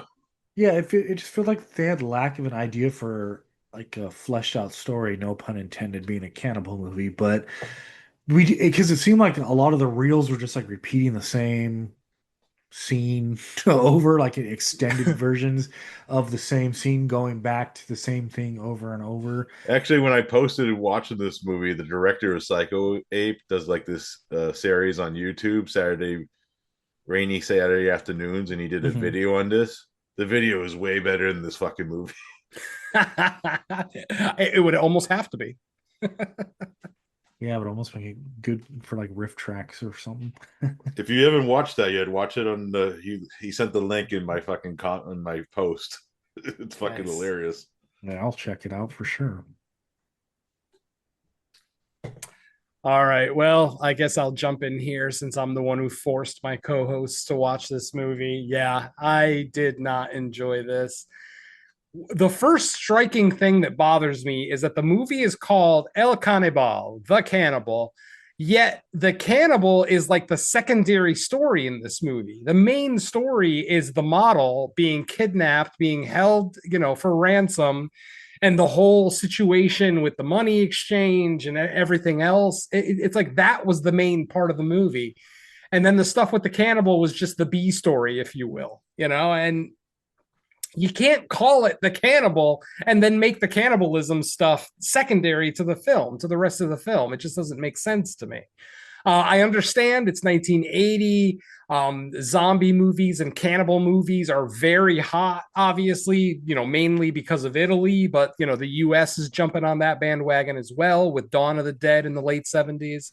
So obviously, I understand the motivation for getting this movie made, but man, Jess Franco, like what the fuck? Like this is actually something that I hate admitting because Jess Franco is my countryman. I am from Spain. He is from Spain. I have not seen many of his movies. I probably have only seen two at the most before Devil Hunter. And I had forgotten just how horny this guy is. Like he absolutely loves nudity and not just female nudity. Like he'll throw a big black dong right in the middle of the screen and force all the viewers to have to look at it. I mean, there was during the fight at the end of the movie between Al Cliver and the cannibal, the cannibal's penis had to be about a half inch from his face at certain points of the movie. If he just started using his dick as a weapon, it would have been like the best thing ever that happened in the movie. Oh my god. Yeah, like I said, just I can't get into the kind of disjointed nature of this movie. Yes, there is some gore in here. Yes, some of the gore looks decent, most of it does not, unfortunately. You can definitely tell that this was a thrown together production, that they just kind of threw some money at Franco and said, go make a cannibal movie with lots of titties in it. Yeah. And, and sadly, it's not really. I mean, we got lots of titties, that's for damn sure. I mean, we got bush, we got fucking labia majora, we got everything in this fucking movie. Like I said, I was kind of taken aback at how gratuitous the nudity in this movie is. Like, I have no issues with nudity in film. If there's a purpose for it, rock on. But a lot of the scenes in this movie, these women didn't have to be naked. Like, there was no real reason for them to be naked.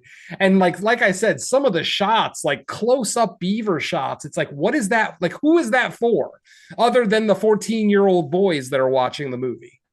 Imagine if Lena Romay directed those scenes. Ay, Dios mío. I mean, I would love to find out, but who knows? Like I said, the movie is just, it doesn't really know what it wants to be. Is it a kidnapping, kind of espionage type thing? Is it a cannibal movie? Is it a jungle cannibal movie? It just doesn't really know what it is. On top of the fact that the cannibal himself is kind of revered as a god by these locals who literally sacrifice women to him, periodically, however often, once a month or whatever the hell it is. Even the statue had the dong on it.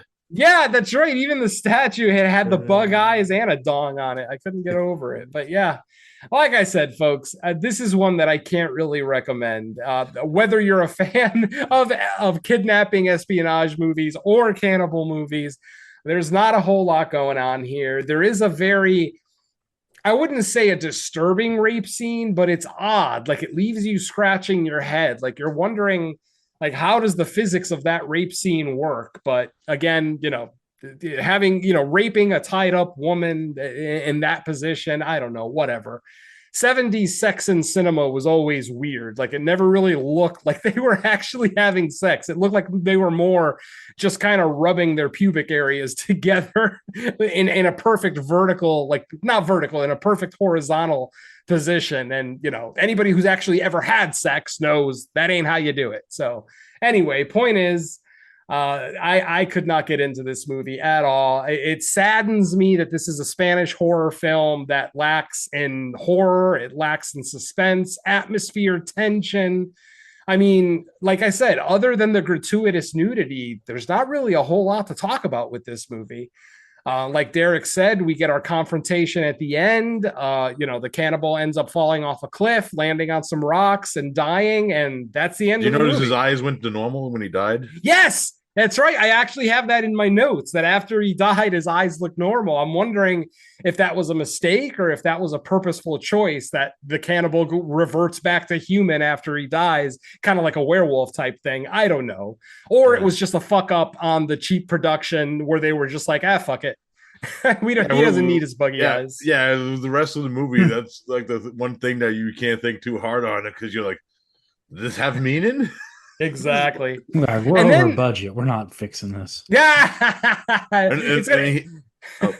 was just gonna say, like, because he actually made another cannibal movie the same year as this one, back to back, both starring Al Cliver.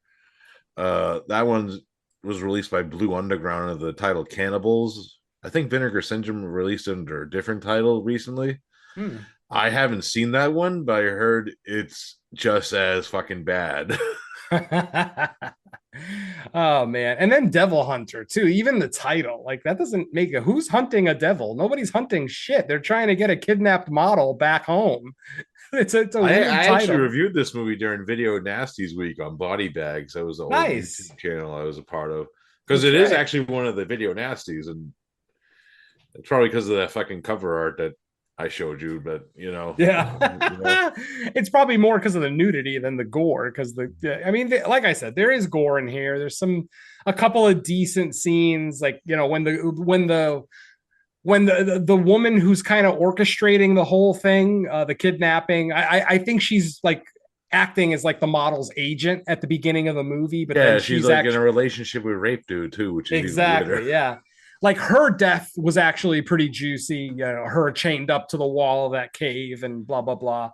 But yeah, like I said, this movie is just fairly disappointing all the way around. Not really good performances, good Plus, it's way too long. It's like almost 2 hours. No, it's true. It's like 145. And for a movie like this, I mean, 120 is more than enough for a movie like this. Like, this story doesn't need to be fleshed out, again, no pun intended, the way they did with this one. It just, a lot of walking around the forest scenes that could have been trimmed.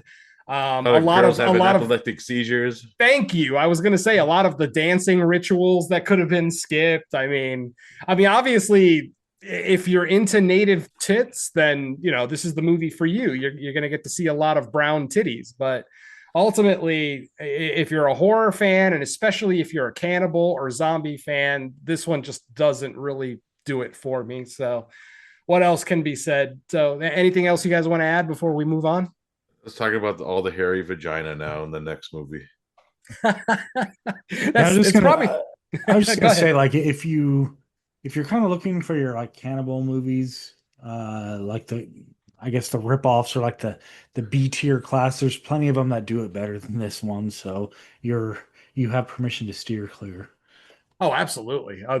There's some that are still really bad, but are still head and shoulders over this one. I'm not going to say that this is the worst jungle cannibal movie I've ever seen. It's definitely up there. I mean, I'd have to like review a list of the terrible cannibal movies. I would love to see you watch Cannibal Terror. Oh God, I've heard stories. But yeah, let's go ahead and move on. So sadly, Devil Hunter 1980, not going to get a recommend from any of us, though. If you are a cannibal completionist, then hey, check it out if you can. Not exactly an easy movie to find. I mean, easy to buy, but as far as to find it on streaming, good luck. So, all right, so let's go on to our next movie. This one is a little bit more familiar territory for a lot of us. This one is called The House on the Edge of the Park.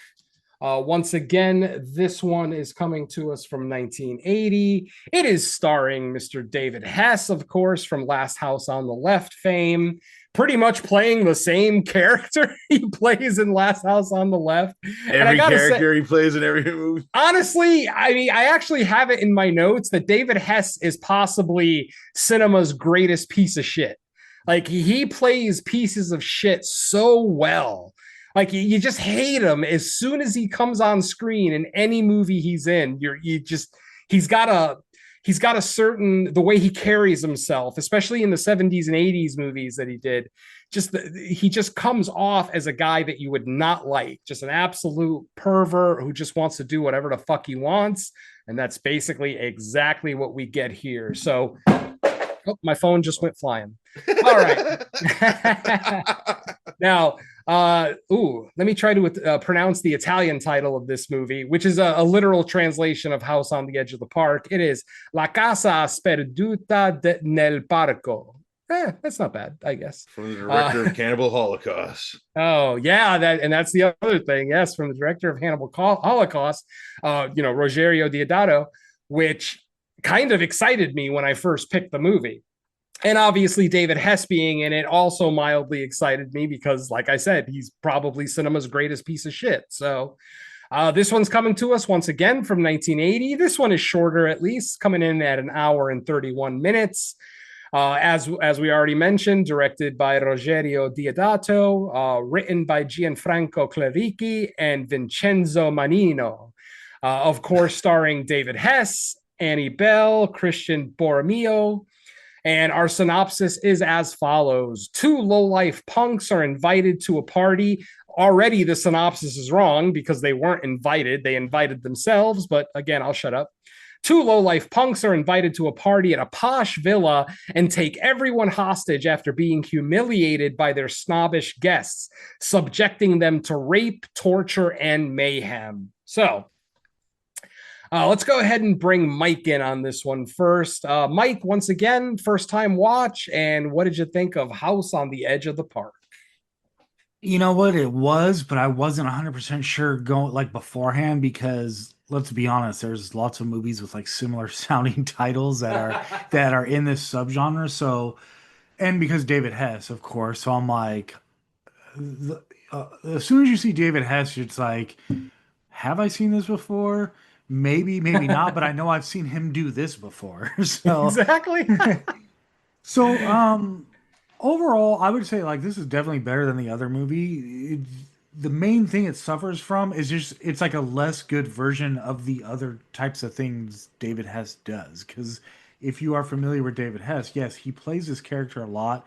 He's in a lot of these kind of lowbrow, scummy movies where harassing, assaulting people, and eventually they probably are going to get their revenge on him and his crew. This one, it feels a little smaller scale because it's mostly all takes place in one setting.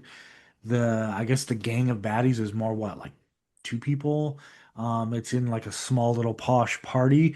So it feels a little more self-contained. Like it doesn't take place over a long period of time. It's all in one night in a party.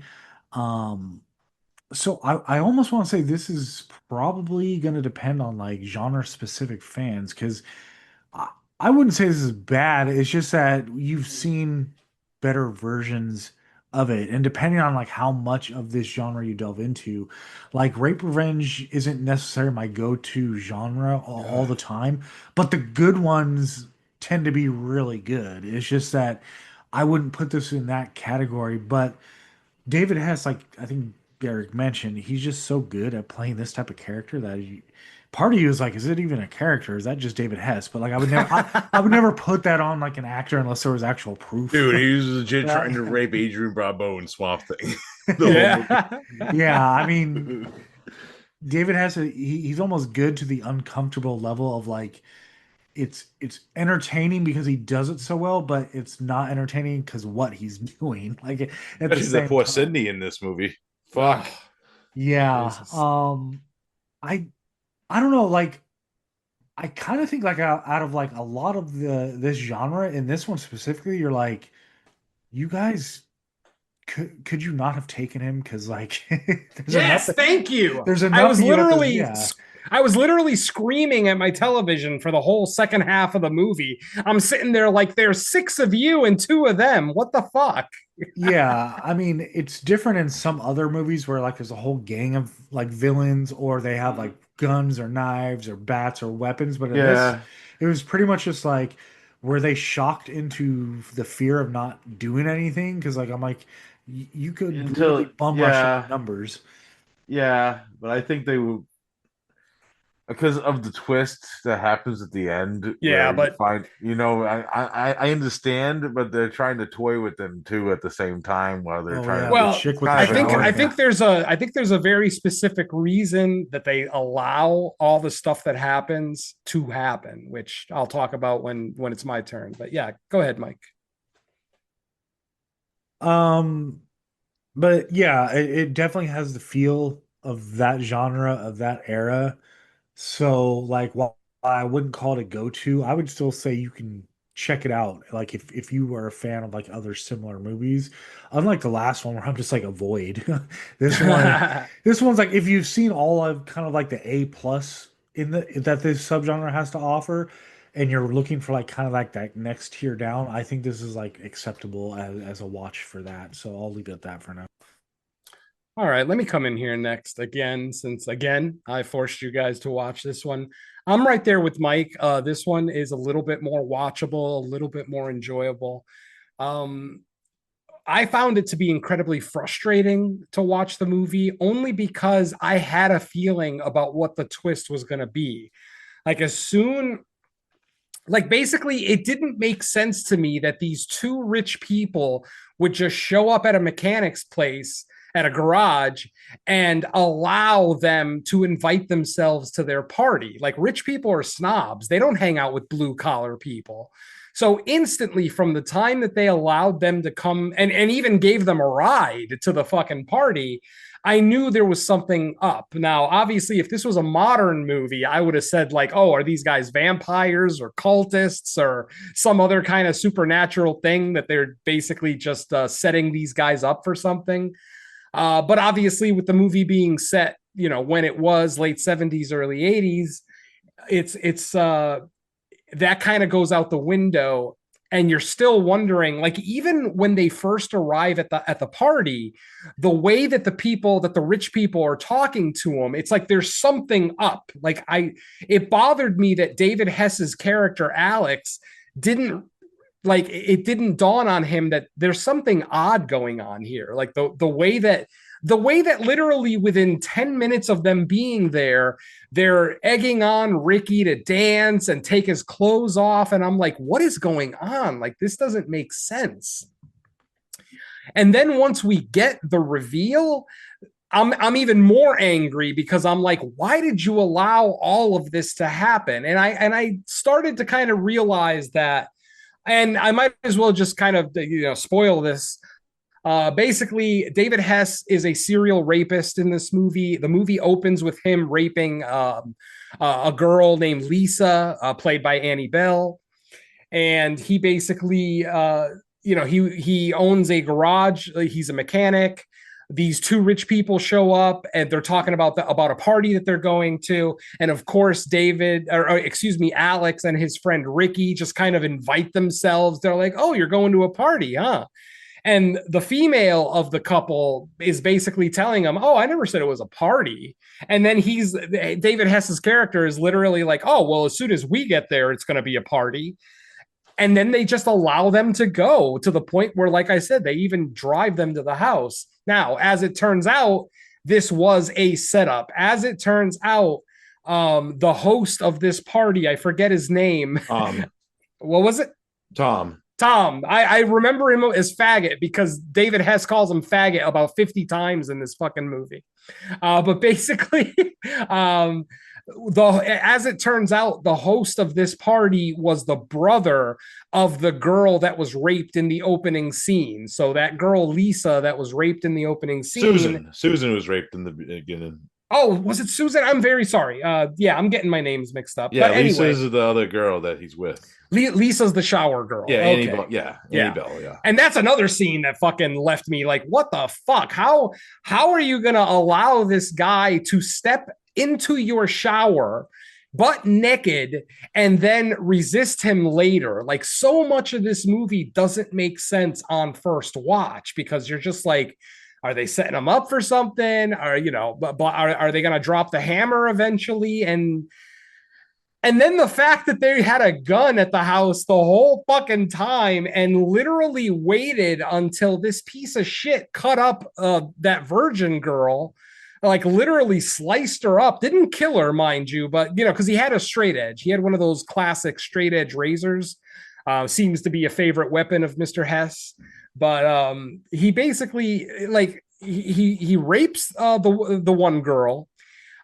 He beats the shit out of the first guy and then ties him to a table, ends up beating the shit out of the other guy at the party, sexually assaults every woman at the party. He only rapes the one girl, but I mean, he took the clothes off the black girl. He's grabbing her boobs.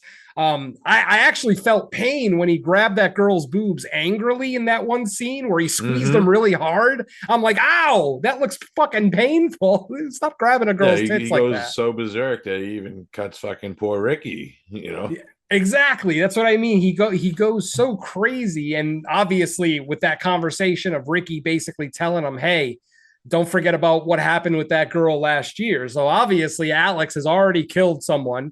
He's not just a serial rapist. Apparently he's well on his way to becoming a serial murderer, if he isn't already.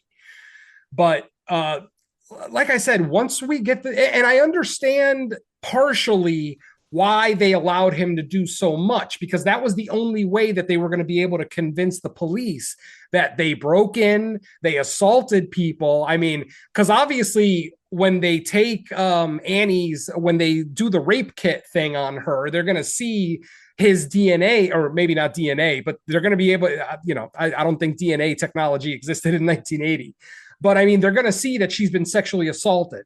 And then obviously with all the cuts on Cindy, the virgin girl, they're going to know that, yes, he absolutely assaulted these people. Obviously, he beat the shit out of the two guys, leaving their faces bloody and bruised. So it makes it legal for them to then, and here comes the big spoiler, of course, the host ends up pulling a gun out of a drawer and ends up shooting David Hess multiple times, including when he got shot in the dick. It was the greatest expression ever. That actually, like, that was probably one of the best parts about this movie, only because that scream, though very loud and kind of percussive, it felt realistic. And not to say that I have ever been shot in the dick or even know anybody who's been shot in the dick, but I could imagine that that's a pain that is indescribable. So the fact that he had that slow motion just yelp after getting shot, it made total sense to me. And then the fact that everybody at the party started taking turns shooting him was very entertaining, obviously. But like I said, once you get the reveal, you're just like, why did you allow, especially the Cindy thing? Like, I understand allowing him to sexually assault Annie and allowing him to beat up the two guys, but why on God's green earth would you allow him to do that shit to Cindy? Like, that frustrated me. Like, whether Cindy was even part of the original plot or not, the whole setup, I don't know that we ever get confirmation of that, but it felt so unnecessary, especially the fact that there were multiple times in the movie when Alex was distracted by either looking at a girl, getting about to be raped, like when Ricky was about to rape the one girl in the red dress. Like, he was so fixated on staring at her. It seems like they could have done something. That whole time I was looking at that ivory horn that was on the table behind them and thinking, why has no one picked that thing up and smashed him over the fucking head with it? It doesn't make any sense. Yeah. Especially because Ricky was this kind of little toady bitch, like he had no mean streak about him. He basically just followed what, his buddy does. It just really bothered me. Go ahead. I was going to say, like, the whole idea of, like, when he gets mad that they're explaining Ricky, but he's doing the same fucking exact thing for his own fucking benefit. No, exactly. And then, don't you just love how he's like, they made me do this to you, Ricky. I'm going to make them pay. It's like, no, you dumb fuck. You sliced up your own buddy by choice. Don't fucking blame the innocent rich people. Yeah. Like I said, the mentality of some criminals always kind of sets me off. But the long and the short of it is, this movie is still... it has some merit. Whether this is even a horror movie is up to you. I mean, this is solidly a home invasion movie. Well, I mean, home invasion in the sense that they were invited in, but then once in, they went fucking ballistic. And where obviously the house, no pun intended, the house is on the edge of the park, but they shot him like 8 fucking times and no one, like the police never showed up. Like they actually had to call the police to then let them know that, oh, these 2 guys broke into our house and, attacked us and, we killed them, or well, we killed one of them. Spoiler, Ricky does not get killed, even though Ricky gets sliced up pretty badly up the torso by Alex. He actually does survive. And then the sex thing is what kind of bothered me. The woman in the red dress, like, after everything that they had gone through, she then willingly has sex with Ricky. And I understand that she's doing it to try to get on his good side so that he'll turn on Alex. I get that. But I don't know. I just don't see a modern woman giving up her body like that to get her way, especially considering there's a fucking gun in the house. Like I said, this was a very poorly planned setup. Like if this was a group of friends in modern times setting this guy up, I mean, they would have had weapons all over the house just to guarantee that he never gets the upper hand on anybody. Obviously, you want him to do some damage. He has to sexually assault somebody and he has to physically attack one of the guys just so that the story makes sense to the police. But I honestly was wondering, why even involve the police? I mean, it's 1980. It's not hard for a rich person to get away with murder in 1980. It's like you kill them, you bury them in your backyard, and no one's the wiser. Who the fuck is going to come looking for this guy? He's a serial rapist who lives alone above his garage. No one's going to be looking for him if he goes missing. So I don't know. Like I said, I just feel like this was a very poorly thought out setup. I agree with the setup. Obviously, if your sister is raped by this piece of shit, you want to get some resemblance of revenge.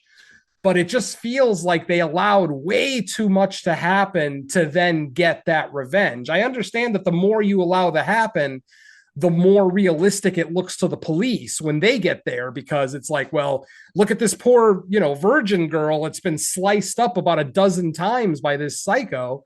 And then look at the two guys' faces all bloodied and bruised. They both had broken noses. I mean, it just felt like it was a poorly thought out plan. That's just me. Overall, though, I did enjoy the movie. It's not a favorite a David Hess movie by any stretch. It's probably not something that I'm going to return to, but it was worth seeing the one time. So at the very least, one of our movies this week was watchable. So I'm happy about that. But let's go ahead and get Derek in here and get his thoughts on House on the Edge of the Park. Well, this is not a first time watch for me. I've seen this movie numerous times for different reasons. I like it, the aspects that I like about it is the aspect of, I actually like the yin and yang of having Alex with Ricky, because they're on both sides of the spectrum. Ricky is has his own mental problems. He's kind of childlike in a way, in the aspect where I feel like, because Stodders, I think a lot of these other people that were involved in this weren't expecting another person to come with Alex. So I think that kind of changed their plans a little bit in a way. Yeah. Which makes sense, they weren't expecting another guy to come, they had to kind of play it off that way, in the sense where, other than that, I do agree. It is kind of stupid just to have this, let all this shit go down, just for revenge. If you didn't know, the actual sex scene between David Hess and Annie Bell on that bed, they were actually having sex. Aye. Yes, so that makes that even more fucking crazy. I actually commented in my notes that how his terrible stamina. Like when he raped that girl at the beginning, it took all of 20 seconds. I'm like, damn, dude. But yeah, and actually the girl who plays Susan was actually David Hess's actual real wife at the time that he killed at the beginning of the movie. So that makes it even weirder that he was having sex with everybody in this fucking movie for real. But I love Giovanni Labano Rhodisi as Ricky. We talked about him before in other movies like City of the Living Dead. We talked about recently in Cannibal Apocalypse that we reviewed back. I think he's a great character actor in these movies. We actually seen Annie Bell in a very early episode of the show when she got her head killed. She was the girl in Absurd that got her head in the oven. Nice. Yeah, so it does bring a little camaraderie. I even enjoyed Giovanni's last movie. I don't know if you saw it. It's an Italian horror movie called The Well. Came out in 2023. Don and Ellie turned me on to it. I ended up really, really enjoying it. If you get a chance to watch it, yeah, I'll have to check it out. He's been in everything. I have a few movies where hey, he just shows up. Hey, I think if I remember correctly, I think he plays the father of Lauren Lavera in The Well. Lauren Lavera, of course, being Sienna from the Art the Clown movies, from the Terrifier movies.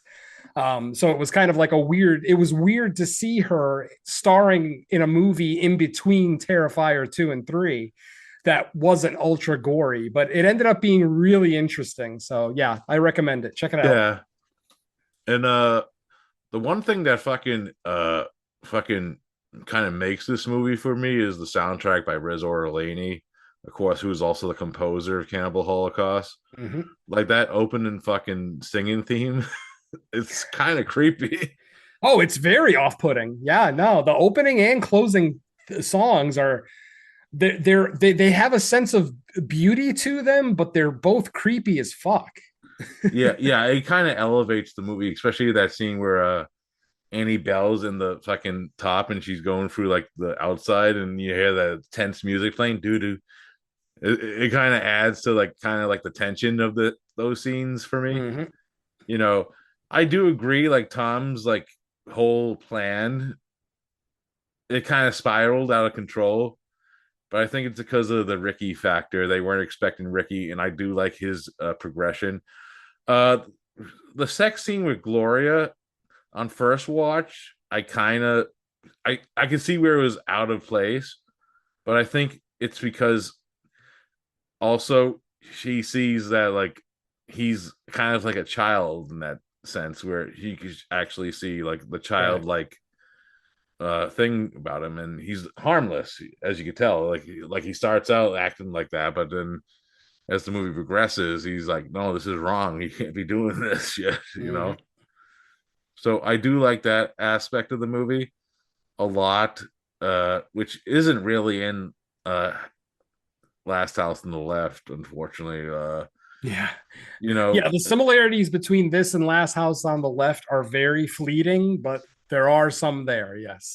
you know, and it doesn't have comedy cops in it, so I could thank the movie for that. You know? I was actually fully expecting Annie to bite his dick off when she went down on him. Yeah. Yeah, but I do enjoy this movie for what it is. Is it perfect? Probably not. Oh. But I can watch it here and there. Like sitting down to review it, like some of those like sex rape scenes and the shit, especially the Sydney shit that happens in the movie. Mm-hmm. It's not one that I go back to here often, but during like Italian horror month, I'll throw it on once in a while. You know? Yeah, like I said, it's not the worst, thing that we've ever talked about here on the show. It's not even the worst movie on this episode. So, like I said, there I is. didn't smear any camera lenses in this one, that's for sure. Thank God. Yeah. It's funny that both these movies were made in 1980, but they look like they were made like 20 years apart because of the quality of El Canibal. But yeah, I mean, I totally agree with Derek. I feel like this one does have its charm.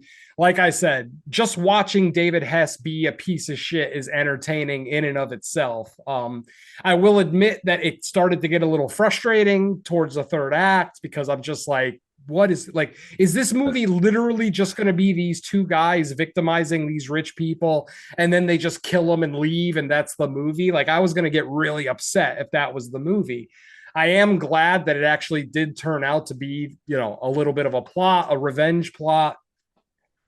I'm right there with both of you guys. I am not a fan of rape revenge. In fact, I actually said it in very specific words when we reviewed Revenge, like 6, 7, 8 years ago on Fresh Cuts. It is my least favorite subgenre of horror. I fucking hate rape revenge. I usually like the second half of those movies, the revenge part, especially with that movie Revenge specifically. I thought that movie, the second half of it was fucking great. Actually, most of the movie was great. Actually, they kind of handled the rape shit a little bit better in that movie too, because you don't really see it on camera. Yeah, it wasn't nearly as gratuitous, I mean, she's just basically up against a wall, and you can see the guy behind her, but that's it. It doesn't get nearly as gratuitous as anything in this movie, but especially that opening scene, like that was weird. Like he literally just cut a woman off in traffic and then rapes her in her own car. Yeah, like that was weird. I mean, that's some balls. Like I can't, especially, I mean, the fact that the movie takes place in New York City, you'd think that a guy like this wouldn't be able to keep going that long. Eventually, I'm sitting there thinking he has to kill everybody at this party because if he lets any of them live, they know where he works. They literally know where his garage is, so they're just going to rat him out. I don't know if it's like if they have the cops like the New York Ripper in New York. Well, yeah, not movie cops, but real New York cops, the ones that actually know how to do their job. But yeah, like I said, I agree with Derek. The movie has its charm. It has its watchability. Watching David Hess, be David Hess is always entertaining, whatever the movie. And I do love the Swamp Thing reference because that's actually one of my favorite David Hess roles. I actually love him as Ferret in that movie. With his fucking bandana. Oh, God, and him and his little toady buddy that literally turns into a little buddy later in the movie. Oh, Nicholas Worf. Yeah, the killer from Don't Answer the Phone. Exactly. Yeah. Yeah, Swamp Thing, that's a classic in its own right. But yeah, like I said, David Hess always entertaining, assuming you can handle that kind of entertainment. Because like Mrs. Venom would never want to watch a David Hess movie. She, Last House on the Left and The Night Train Murders or this, it's not something that she would really want to get into. But goddamn, if he isn't entertaining as shit when he is that piece of garbage. So yeah, kudos to Mr. Hess, who's still with us, actually, right? No, he passed away. Oh, did he? I knew Giovanni passed away. I didn't realize David Hess 2011. Yeah. Oh, even sooner than Giovanni did. Shit, because Giovanni just passed a couple of years ago. Yeah. So, well, there you go, folks. That is our 2 feature reviews for the episode. So I'm going to go ahead and turn it back over to Mike so he could close us out for episode 71. All right. So, yeah, that's going to be episode 71 of No More Room in Hell. But before we get out of here, let's find out what, if anything, we have out currently. Venom. Well, actually, I'll state the latest episode of Fresh Cuts we did on Frankenstein, which is currently up on YouTube. I assume by the time everyone's listening, this will be up on the network too. We're going to be doing an episode on Keeper. That's the next one, according to when we're recording this, that'll be the next episode. By the time this is out, we might be a couple episodes later. Recently, what else have we done? It's pretty much everything that comes out in the theater. Yeah. Halloween commentary. VHS Halloween, yeah. VHS Halloween commentary. If you didn't catch that, you can do it as like a Halloween hangover. Me, personally, I'll be guesting on the Italian Horror Month 22 Shots for their Bava Week, which is actually recording in a couple days. Mario or Lamberto? Mario. Oh, okay. Doing a Black Sabbath, Vampire Planet, and Planet of the Vampires. Planet of the Vampires, yeah. Yeah, I fucking love that movie. Yeah, that's a good one. The Girl Who Knew Too Much or Evil Eye, because I think it's young John Saxon. Yeah. I'm trying to track down an Italian. The other 2 I have Italian versions of access to, but the Evil Eye is the one that right now all I've been able to find is the American version. So if I can get the Italian version, I'll watch that. But so that's what I got coming up and what we have out on my end that I can recall. But Venom, anything to add to that? Really just episode 42 of No More Room in Hell presents Creature Comforts, where we looked at, that was our October episode, where we looked at 1943's. I'm sorry, it was episode 43, because I remember the movie came from 1943 and it was also episode 43. And that was, of course, Frankenstein Meets the Wolfman, which was our October episode, like I said.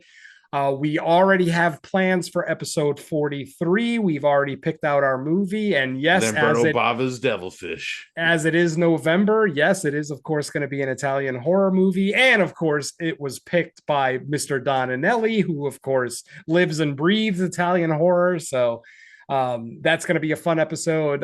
Look for that one before the end of the month. Hopefully sometime around Thanksgiving, I'll have that episode out.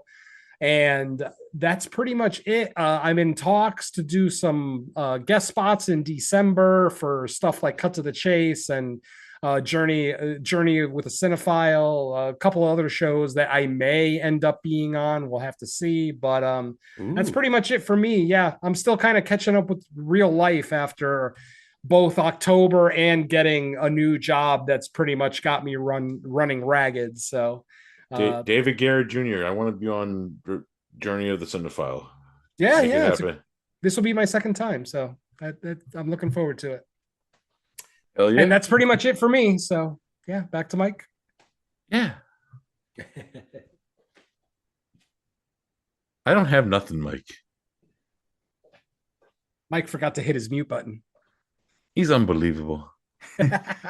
Throwing it back to me, I was like, oh, Derek. Oh, speaking of Evans. David Hess movies, before we go, if you ever want to check out another movie where David Hess plays a shitbag, Hitchhike from 1977, Ooh, that sounds where fun. he goes toe to toe with Franco Nero, Nice. Django. That sounds amazing. Oh man. All right. So I can't remember if we actually mentioned it in this episode or before we were talking or before we were recording, but we might have guests for our next episode. So keep an eye out for that announcement. And Yeah, and it's gonna be awesome. yeah, Maybe. You Maybe. never know. probably. Hopefully, Yeah. depending on the movies. It's not my pick, so you can't blame me. Oh, well, we're going from the 80s in this episode to the 90s in the next episode. So Oh boy. hopefully, the collective groans were at a minimum. And then we'll go back to my picks the next episode after that. There we Oh, go. yeah. All right. Well, that said, thanks everyone for listening. We'll be back with another episode of No More Room in Hell, but let's descend to the lake of fire and say bye to our listeners. I need to take a shower after all this rape talk. Never ever invite David Hess to your house. Ever. Or any guys with straw hats. Peace.